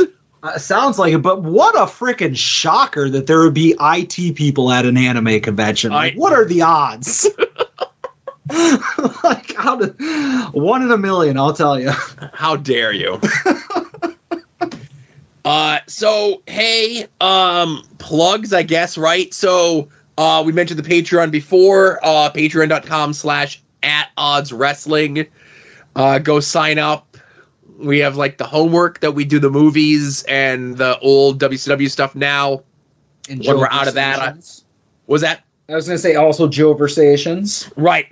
Conversations with Joe, the Hollow Wicked one. People are still just coming around to that. I got to schedule my time in the next couple of weeks here to sit down with Mr. Kevin Ford and record hours. The classic remastered episodes of At Odds that Adam puts up, the selfie of me a month that go up, my notes for the homework that go up, if you want to see my chicken scratch handwriting, and more. I guess I don't know what more is. Oh, well, sports talk and stuff goes up on there, right? Yep, sports talk with myself, Marcus, and Brett. The Name Network Fantasy Football Draft was up on Sports Talk. Yeah, so go sign up for that. There's a TeePublic sale going on this weekend. All of the At Odds, soon-to-be-named network, and other show designs are up there, 35% off if you buy them this Saturday and Sunday. And also in IWTV, a.k.a. Jerry's Internet Wrestling Emporium, use the promo code At Odds, and it doesn't. If you're a new subscriber, it lets Jerry know that you came to us from. If you came to him from us, so like I said, I'm dealing with it. Yeah. But I mentioned it here because Steel Stack SmackDown 2 is going to be live streaming on IWTV this weekend.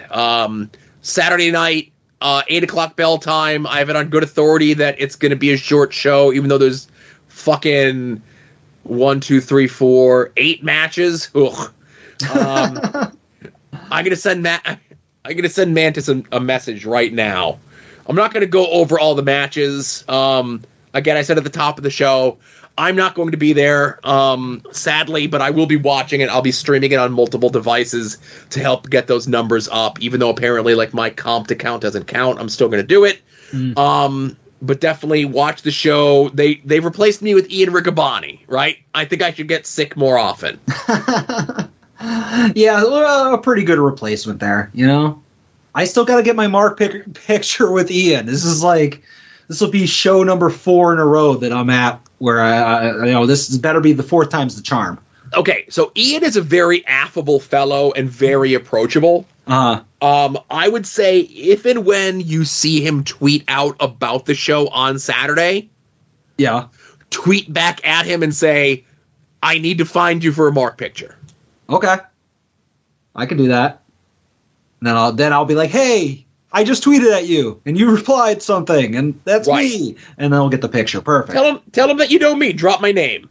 Okay, I know you're still on good terms with him, at least. Yeah. He doesn't think you're mean. No. I think, so that's the thing.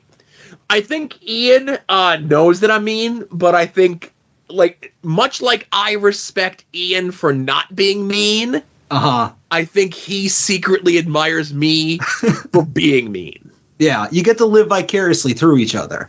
Yeah. You get to see what it's like to be a nice person. He gets to see what it's like to be mean. But at an 8-match card with an intermission, and they have a hard out allegedly at 10:30, I just messaged Mantis, as you're making the lineup for the show, start shaving 3 to 5 minutes off each match time. Yeah, but this is the first time an LVAC show has streamed since the last Steel Stacks, right? Correct. All right, so this is an opportunity. Oh, there's that word again, for a lot of folks who haven't watched the show in a while to check it out. And because you'll be watching it from home, Joe, and I will be there, who has the longest consecutive LVAC attendee streak, you or I? That would be you. Yeah! That's me. So... And you'll never win it back. Well, I'm not going to say that. There'll probably be a show that I just won't go to, and you'll get it right back. But for now, I have a streak. I'll say here, the nenext show is December 29th. There is no Halloween show this year because this show would be, like, too close. Yeah. I guess, because if you remember, this show, Steel Stacks last year took place, like, 3 weeks earlier. Yeah, and God forbid an indie run a show more than once every 4 months, right? Well, listen, I think LVAC is kind of smart in not trying to, like, burn the market out. Yeah. No, I got you. I'm joshing. I was just kidding. All right. But yeah, go sign up for Jerry's Internet Wrestling Emporium. Watch the show this Saturday. And lastly, make any and all of your eBay purchases through our eBay affiliate link. When you click on links to various merchants on the site to make a purchase, this could result in the site earning a commission. Affiliate programs and affiliations include, but are not limited to, the eBay Partner Network. Yeah. And there's some other networks. Speaking of networks, Joe, how about the soon-to-be-named network, which has these podcasts as well as some of their friends, Longbox Heroes, Heroes After Dark. That intro sucked. We Need Wrestling, Porch Talk, Viewer's Choice, Indie Wrestling Guide, Wings on Wings, Hayabusa, and Final Wrestling Place. I need anabolic steroids from this doctor right now. Anabolic steroids is a logical next step. I agree with you, Marcus, but like if only I heard you say something similar, but yet different. Steroids are awesome. I don't care what anybody says. Perfect. But Joe, you know what's not awesome? I just want to say real quick, whatever the new A show is, I was informed that they're on Twitter, which is great. That's one of the rules I had for them to go back to like some type of social media. And apparently they're on Apple Podcasts. I cannot test that because I have a phone for grown-ups, so I don't know. But as of right now, they're not on Google, and I don't believe they have a working RSS feed, so I still will not be on the A show. You should be able to retro source it from being on Apple Podcast or iTunes or whatever the fuck it's called. Mm-hmm. But that sounds like not my business. Exactly. And until they fix all of that, it won't be my business either. There you go. All right, best part of the show, Joe. Money, money, money, money, money. Some might cost a little. Some might cost a lot. But I'm the $100 Vansky. And your figures will be bought.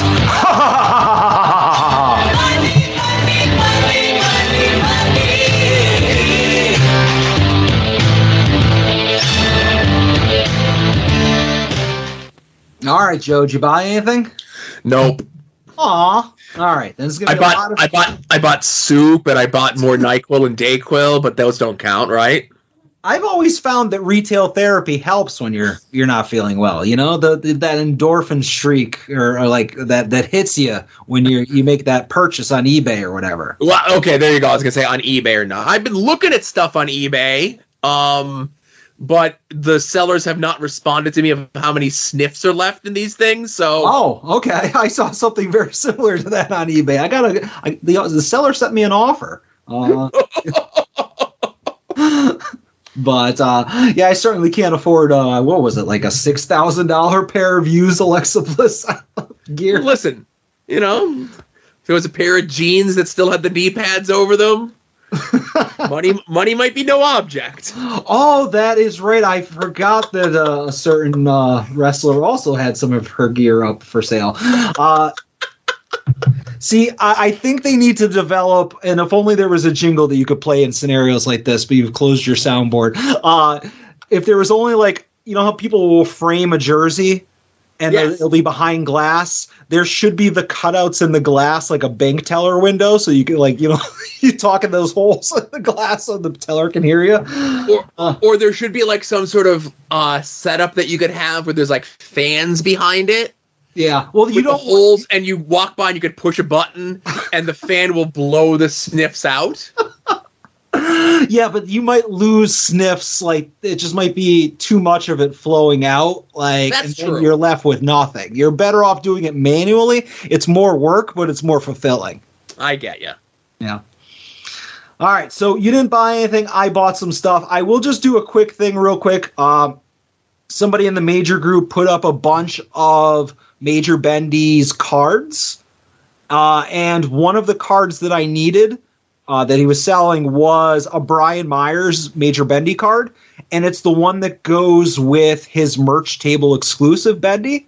Okay. And I think I have to remember, I think I might have bought the Bendy from Brian on Whatnot as a buy it now, and he was selling the cards separately or was doing them as a giveaway or something.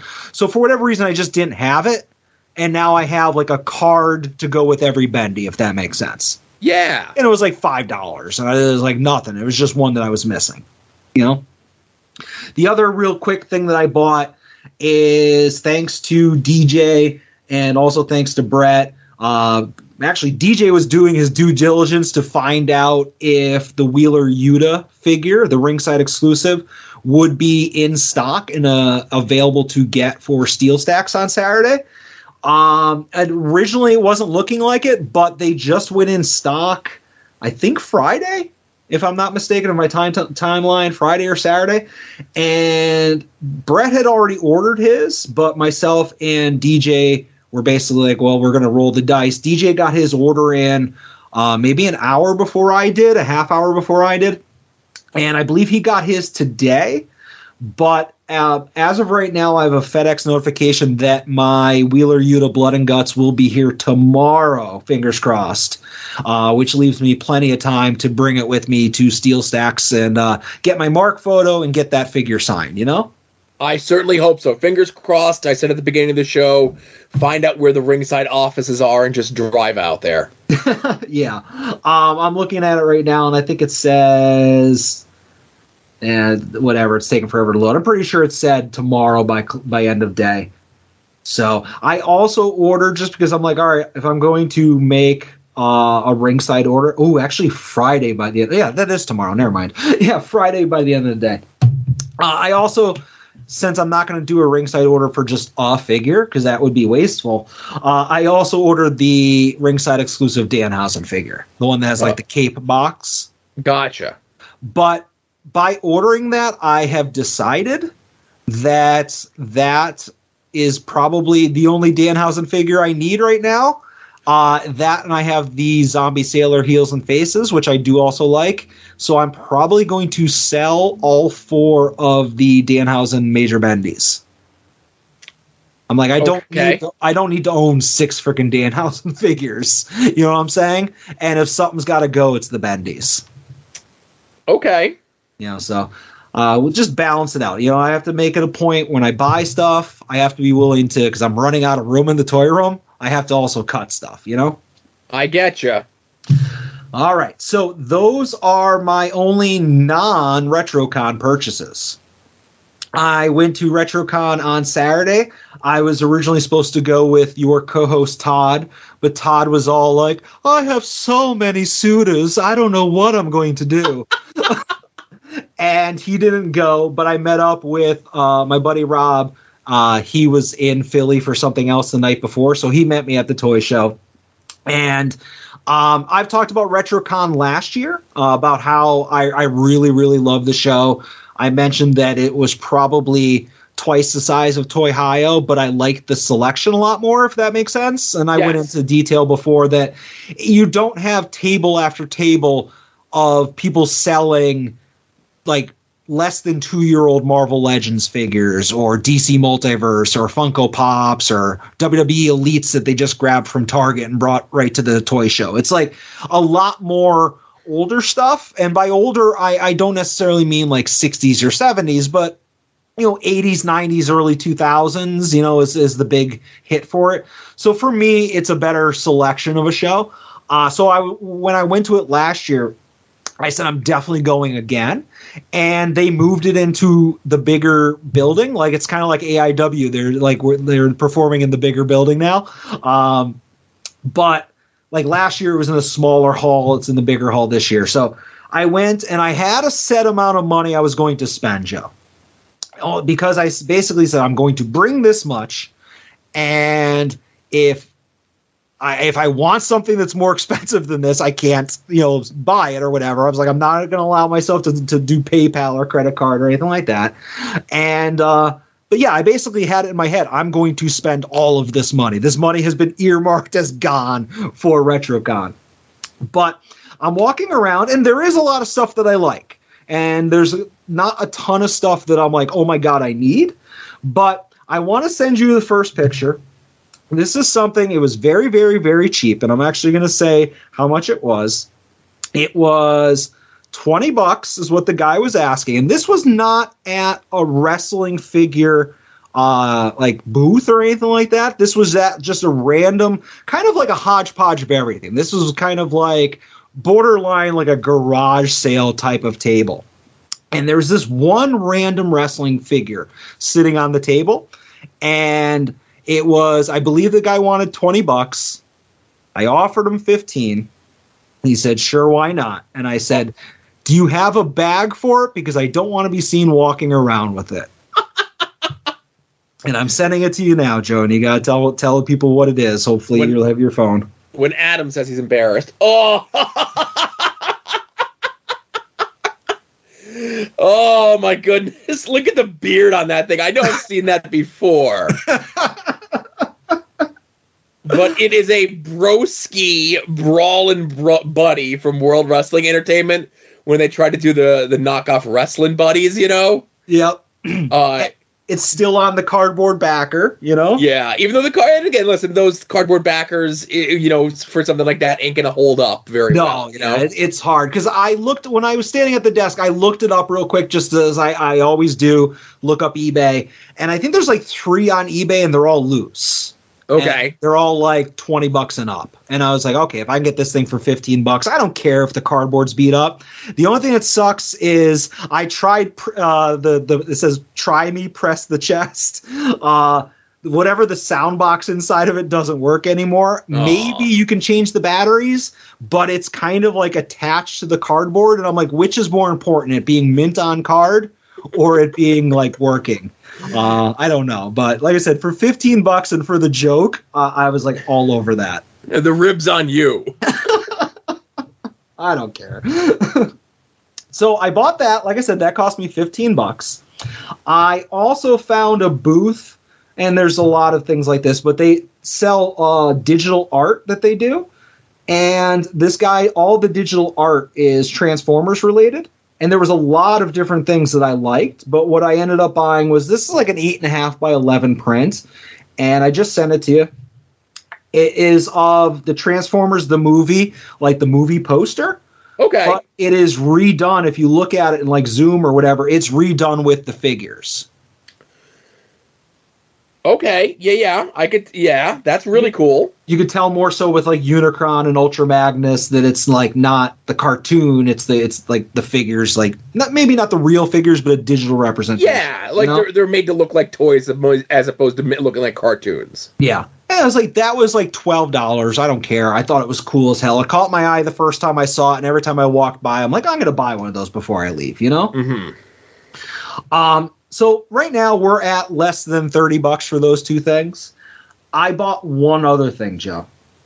And it was a little bit of a big boy purchase, but I have to set it up real quick. I'm going to send it to you just so you have it while I am working on explaining it, so bear with me here. I purchased from 2003 an Optimus Prime 20th anniversary figure that at the time in 2003, I looked for this everywhere. I could not find it. I believe it might have been an exclusive to Toys R Us because it's A, huge. Right. B, it's solid metal. Or die cast, which is, like, even in 2003 was a rarity. And I believe the retail on this in 2003 was like either 70 or 80 bucks. Okay. So taking up a lot of shelf space, high price point. Knowing what you know about toys, you know that they probably didn't get a lot of them because of those two things. So they were hard to find. And I've been clocking this figure for years. Because, again, I was looking for it in 2003.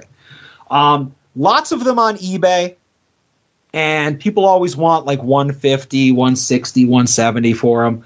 And I've seen them at toy shows. Like I've seen them at Toy Hio. I saw one at RetroCon last year, I believe. And I'll always like either take a look and somebody will be like trying to get higher than eBay price. And that's where I'm like, okay, go fuck yourself. I'm not going to pay a premium. Or like close to the eBay. Last time I was at Toy Hio, somebody had one of these and it was the exact same price as like the lowest eBay price. And I remember saying to my buddy that I was like, you know what, I'm going to get that because it's like buy it on eBay, buy it here. It's the same price, but at least I have it. And I did a lap. And then it was gone by the time I came back.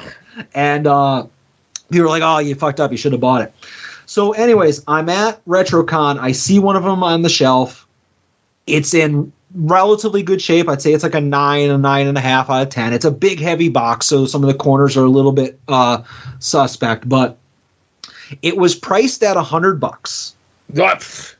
Okay, I'm gonna interrupt you there. I'm looking on eBay, and it's a wild swing on the price for this. Yep. I'm seeing them like sold, of course, always sold. Yep. I'm seeing them as low as 94 and as high as 200. Right. Yeah. So the median, I would say, the most of them I'm seeing is like 140 to 150, and that's before shipping. Yep. So again, and taxes and all that. Yeah, $100. Fucking A, man. Go ahead. Well. So I said, he said $100, and I'm like, all right, cool. Let me think about it. And I did leave it, which was stupid. I did leave it, but you saw the picture, so I have it. So you know it has a happy ending. Came back around like maybe a half hour later, and the guy's like, all right, you here to get Optimus? And I'm like, I don't know, will $80 buy Optimus? He's like, come on, it's the leader of the Autobots. I can't do 80. I'm like, I don't know, man. Kind of only have $80 left. Which I did, and I had more than $80 left, but you got to play to get the game. And he's like, how about 85? And I'm like, take it. Here, take the fucking money. I couldn't give him $85 fast enough. So I got, like I said, it was a lot of money. But compared to what they're going for and the fact that 100 was a steal, you know, to get it for even less.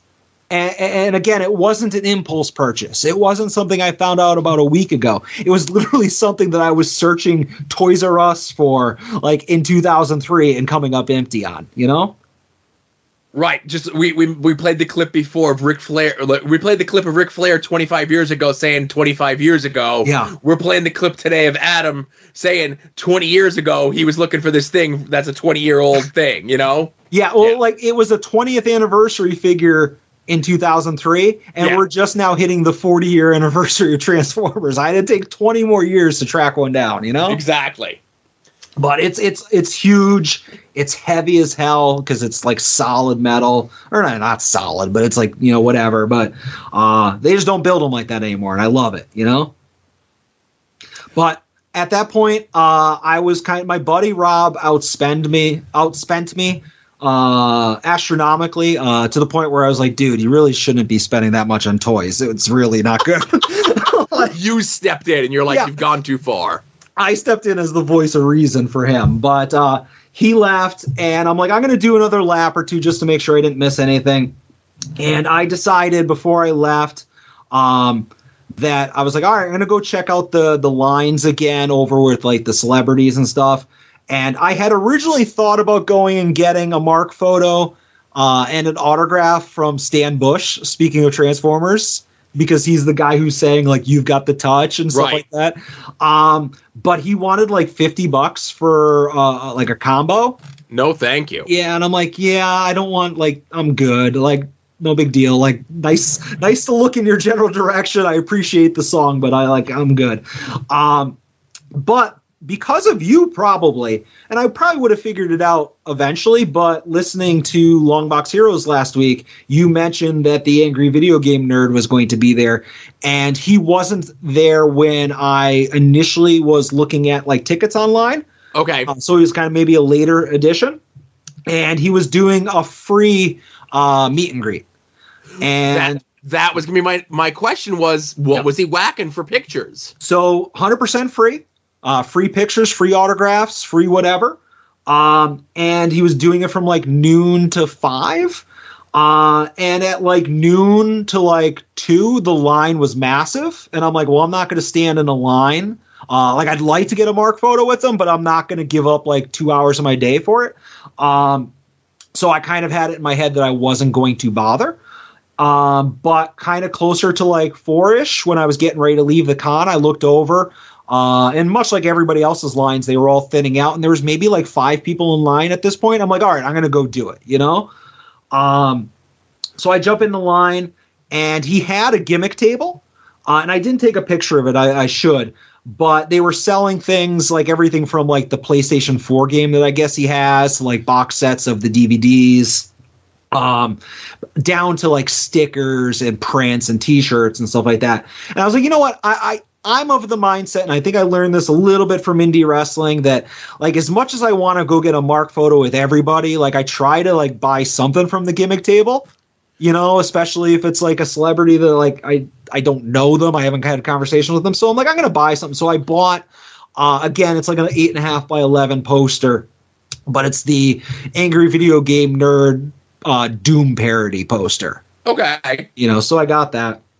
I'm standing in line, and the guy like that's in front of me is he's like, oh, I bet you're singing his theme song just like I am. And I thought I was thinking of like Stan Bush at the time, and I was like, what, you got the touch?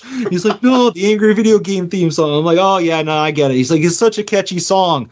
I'm like, yeah, it's cool. He's like, how long have you been a fan? I'm like, oh, well, you know, and this is a shoot. I said this in the Discord that I probably saw 5 episodes 20 years ago. Yeah. And then never watched another episode again until the pandemic. And it was one of the episodes was suggested to me, and I was like, you know what? I might as well go back and start from the beginning. And I watched every episode of Angry Video Game Nerd within like a week as like a big binge watching thing. So, oh my goodness. And I actually told him that when I got up to him. But the guy that was in front of me, he's like, oh, I wrote him a poem. And he busts out his phone and he shows me like some like 10-line stanza thing. He's like, I'm going to read it to him. I'm like, cool. You do you, buddy. Yeah. But anyways, he goes up, he reads the poem, and like James is nice to him and all that stuff. And somebody that was in front of him gave him like a notes. And I'm like, all right, you know, I'm not gonna yuck somebody's yum. Maybe this show got somebody through some stuff. So whatever, do your fandom thing. But I bought the poster, I handed it to him, I was like, hey, would you mind signing this? Like, no problem. Do you want me to make it out to anybody? I said, have it be to Adam. I'm not going to flip it, you know? He complimented my Back to the Future shirt and got a lot of compliments for that. But I told him about hey, I watched a couple episodes years ago, like 20 years ago, and then I just binge watched them all. And he was kind of like, oh, okay.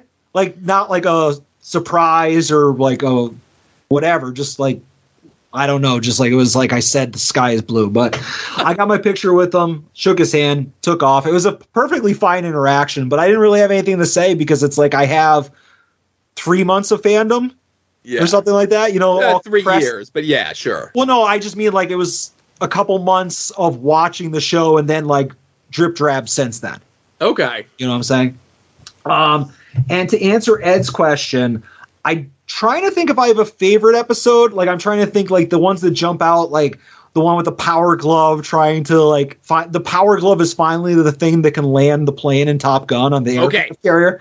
Like, yes. So I was going to interrupt. That's not my favorite episode top to bottom, but I would say the top, you have to watch the Top Gun episode. Yeah. And then when you watch the Power Glove episode where he talks about how difficult it is to land the plane in Top Gun, how much the Power Glove sucks, and then he's able to land the plane in Top Gun with the Power Glove is like maybe like it's the greatest moment in Angry Video Game Nerd history. Yeah. But it's like maybe one of the best moments in like YouTuber gaming history. Yeah. And I will say the thing I hate the most, and maybe I was too, I don't want to say I'm the least mature person on the planet. We all know this. But like even back in 2000, when did that start? 2003, 2004 he started? Yeah. Like even then, I hate the fake shit stuff. Okay. You know, where it's like, oh, this character's shitting all over this game, and it's like, here's the game sitting on the ground, and I'm just spraying the diarrhea shit on it. Like, I hate the visuals of any of those. I'm like, a lot of times, like, if he's doing an episode, and like, okay, you get the setup, and then we're gonna review the game, and then he's done with the game, he takes it out of the console, throws it, and then you look at the time, and there's like another 5 minutes left, and I'm like, oh, you're gonna do a skit, huh? Well, maybe I'm done with this episode. You know? So I was, and I wouldn't say from the start, but I was definitely a very early Angry Video Game nerd person. I remember when he was the Angry NES nerd. Yeah, Angry Nintendo nerd, yeah. Nintendo nerd. So I was always been a lurker on message boards and stuff. Message boards were a thing before Twitter and Discord and stuff. And I was a lurker on the Something Awful forums. And Something Awful forums was kind of like 4chan before 4chan was a thing. Yeah. And on there, they were making fun of Angry NES nerd, Angry Nintendo nerd. And I'm like, what is this that they're making fun of? I'd never heard of it. So I went and I looked it up. And I forget what the first one I saw was, but it was very early in the run.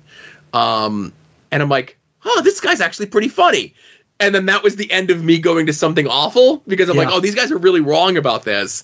And then I was kind of like like an early adopter. And then I got my brother Tony into watching it. And whenever there was a new one up, we'd always like, if we knew we were going to see each other like within the next like day or so and a new one came up, we'd save it so we would watch it together. But then like within the last couple of years, like, I know it didn't come up on air, but if you listen to the Ian Valfor episode, the first Conversations with Joe, Ian worked with a production company that helped James do a lot of his more recent videos in the last 5 or 6 years. And you could definitely tell a difference. Like the quality of the video of what you were looking at was better, but you could kind of sort of see some of the love was gone. And James is a book, and James had a lot of other things. But this actually kind of happens. I think I really started to fall out with Angry Video Game Nerd with the movie. Yeah, and I've never seen that, you know. The movie's is terrible. The movie's real bad, right? Yeah.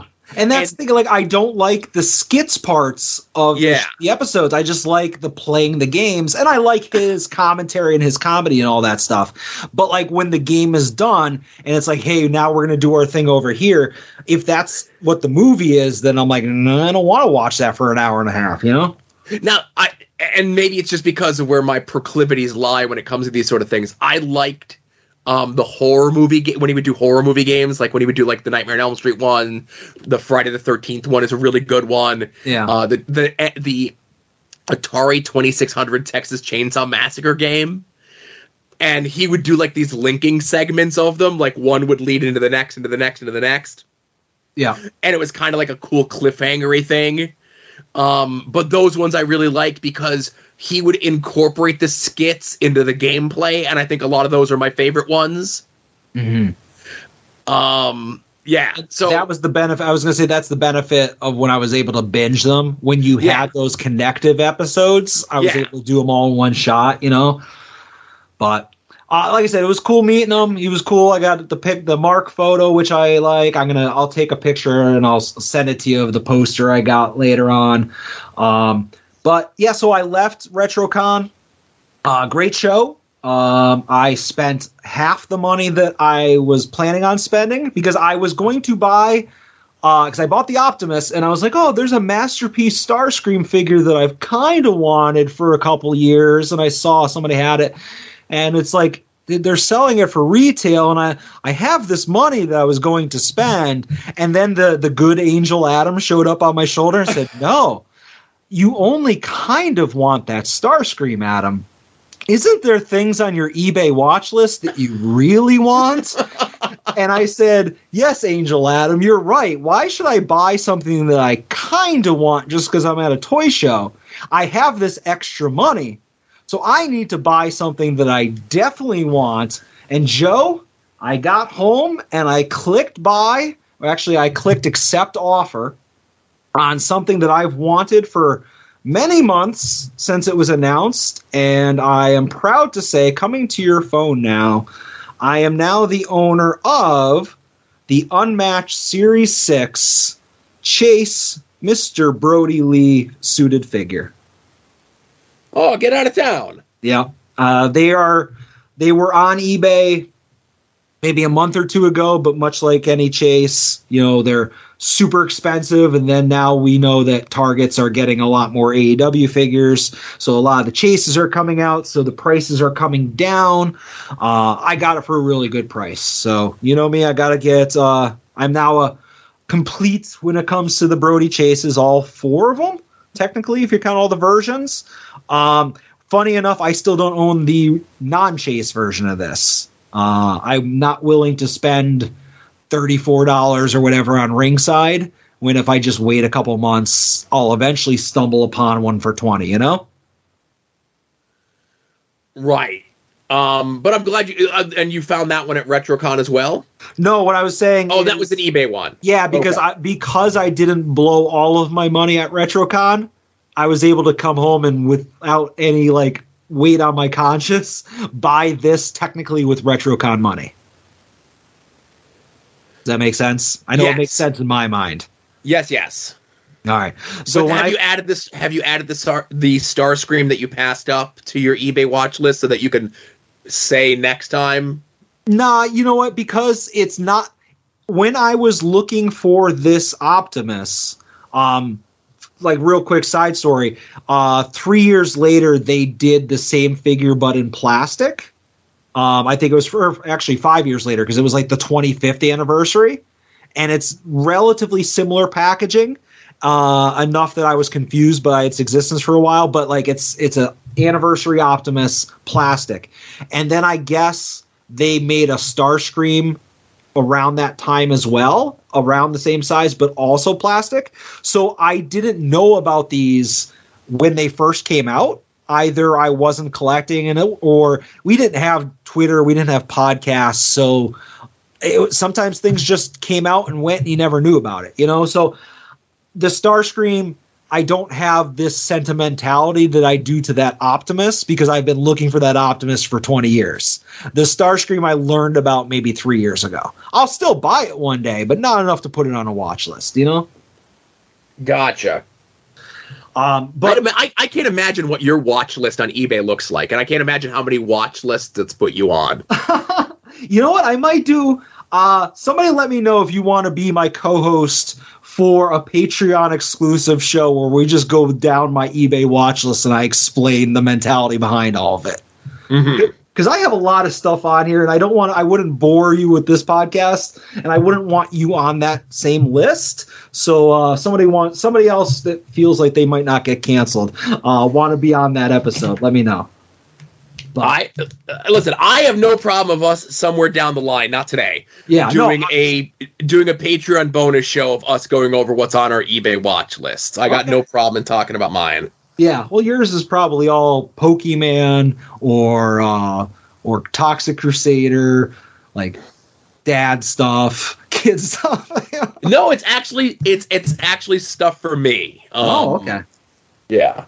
All right. Before let me wrap this up, I bought that Brody Lee figure. I said, all right, all of my spending is done. I went to that toy show. I haven't bought anything online in like a week, so I've been good. I was like, there's nothing else imminent on the horizon. I am done, and I relaxed. And then I remembered that it was, at the time, it was September 9th. And I said, oh, fuck. Today is Star Wars Day in San Francisco at the San Francisco Giants game. And I need that goddamn a Mandalorian Funko Pop that they're giving out to the first like 10,000 people. So I went on eBay and I monitored the sales of that all day.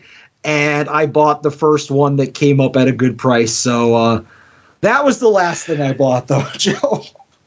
Because I needed it. Because it's a baseball stadium giveaway, and it's the Mandalorian. And I needed it. I needed it, Joe. Okay, I will say if he wasn't holding the bat, that's a really cool paint job on that Mando. Well, he needs the bat because it's a baseball giveaway. I guess. Yeah. But those become hard to find because, number one, like I said, they give them to people at the stadium. But how many people gently handle a Funko box throughout their day at a ball game? You know, like, you're going to be eating, you're going to be drinking, you're going to be sweating. Like, I know somebody posted the video of it in the Discord the other day of the person who goes into stores and just gently peels up the corner on the boxes of all the Funko Pops. That was Ed posted that because he wants to meet the guy. But yeah, so even though they make whatever 5,000 of them, 10,000 of them, you got to assume half of them are just thrown in people's purses or backpacks or opened right then and there. Yeah, open right there and given to their kid that's next to them and wasted. But I needed one. I'm relatively complete on my Mando Funkos, so. And I know you have the feelers out for me for the Toxic Avenger Funko Pop. Yep. Once it's still technically as of right now isn't a thing. It does not exist. What we've seen is a mirage, but that's just because New York hasn't announced their exclusives yet. Should be any day now. Probably this coming week. But I opened my Funko Pops. I don't keep them in the box. Blasphemy. You're a mint on card boy. Why are you ruining Funkos? You can't put a box on a wall. That's stupid. You never heard of shelves? I don't have my shelves. My shelves are taken up by books. Get rid of those books. Books ain't helping nobody. All right. All right. But yeah, that's it for me. Big week. Had fun at RetroCon. Let's get out of here, Joe. Yeah, one of these years I'm going to have to go. I'll have to be more mindful to go. I think my kid would have fun there too. But yeah. So, hey, everyone, thanks very much for listening. This was episode 259 of At Odds with Wrestling. For Adam, this is Joe saying be safe out there and enjoy some wrestling.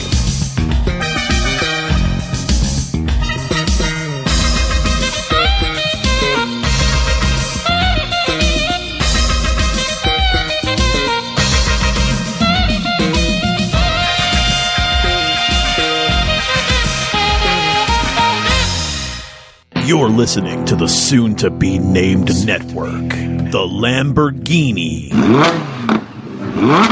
of podcast networks.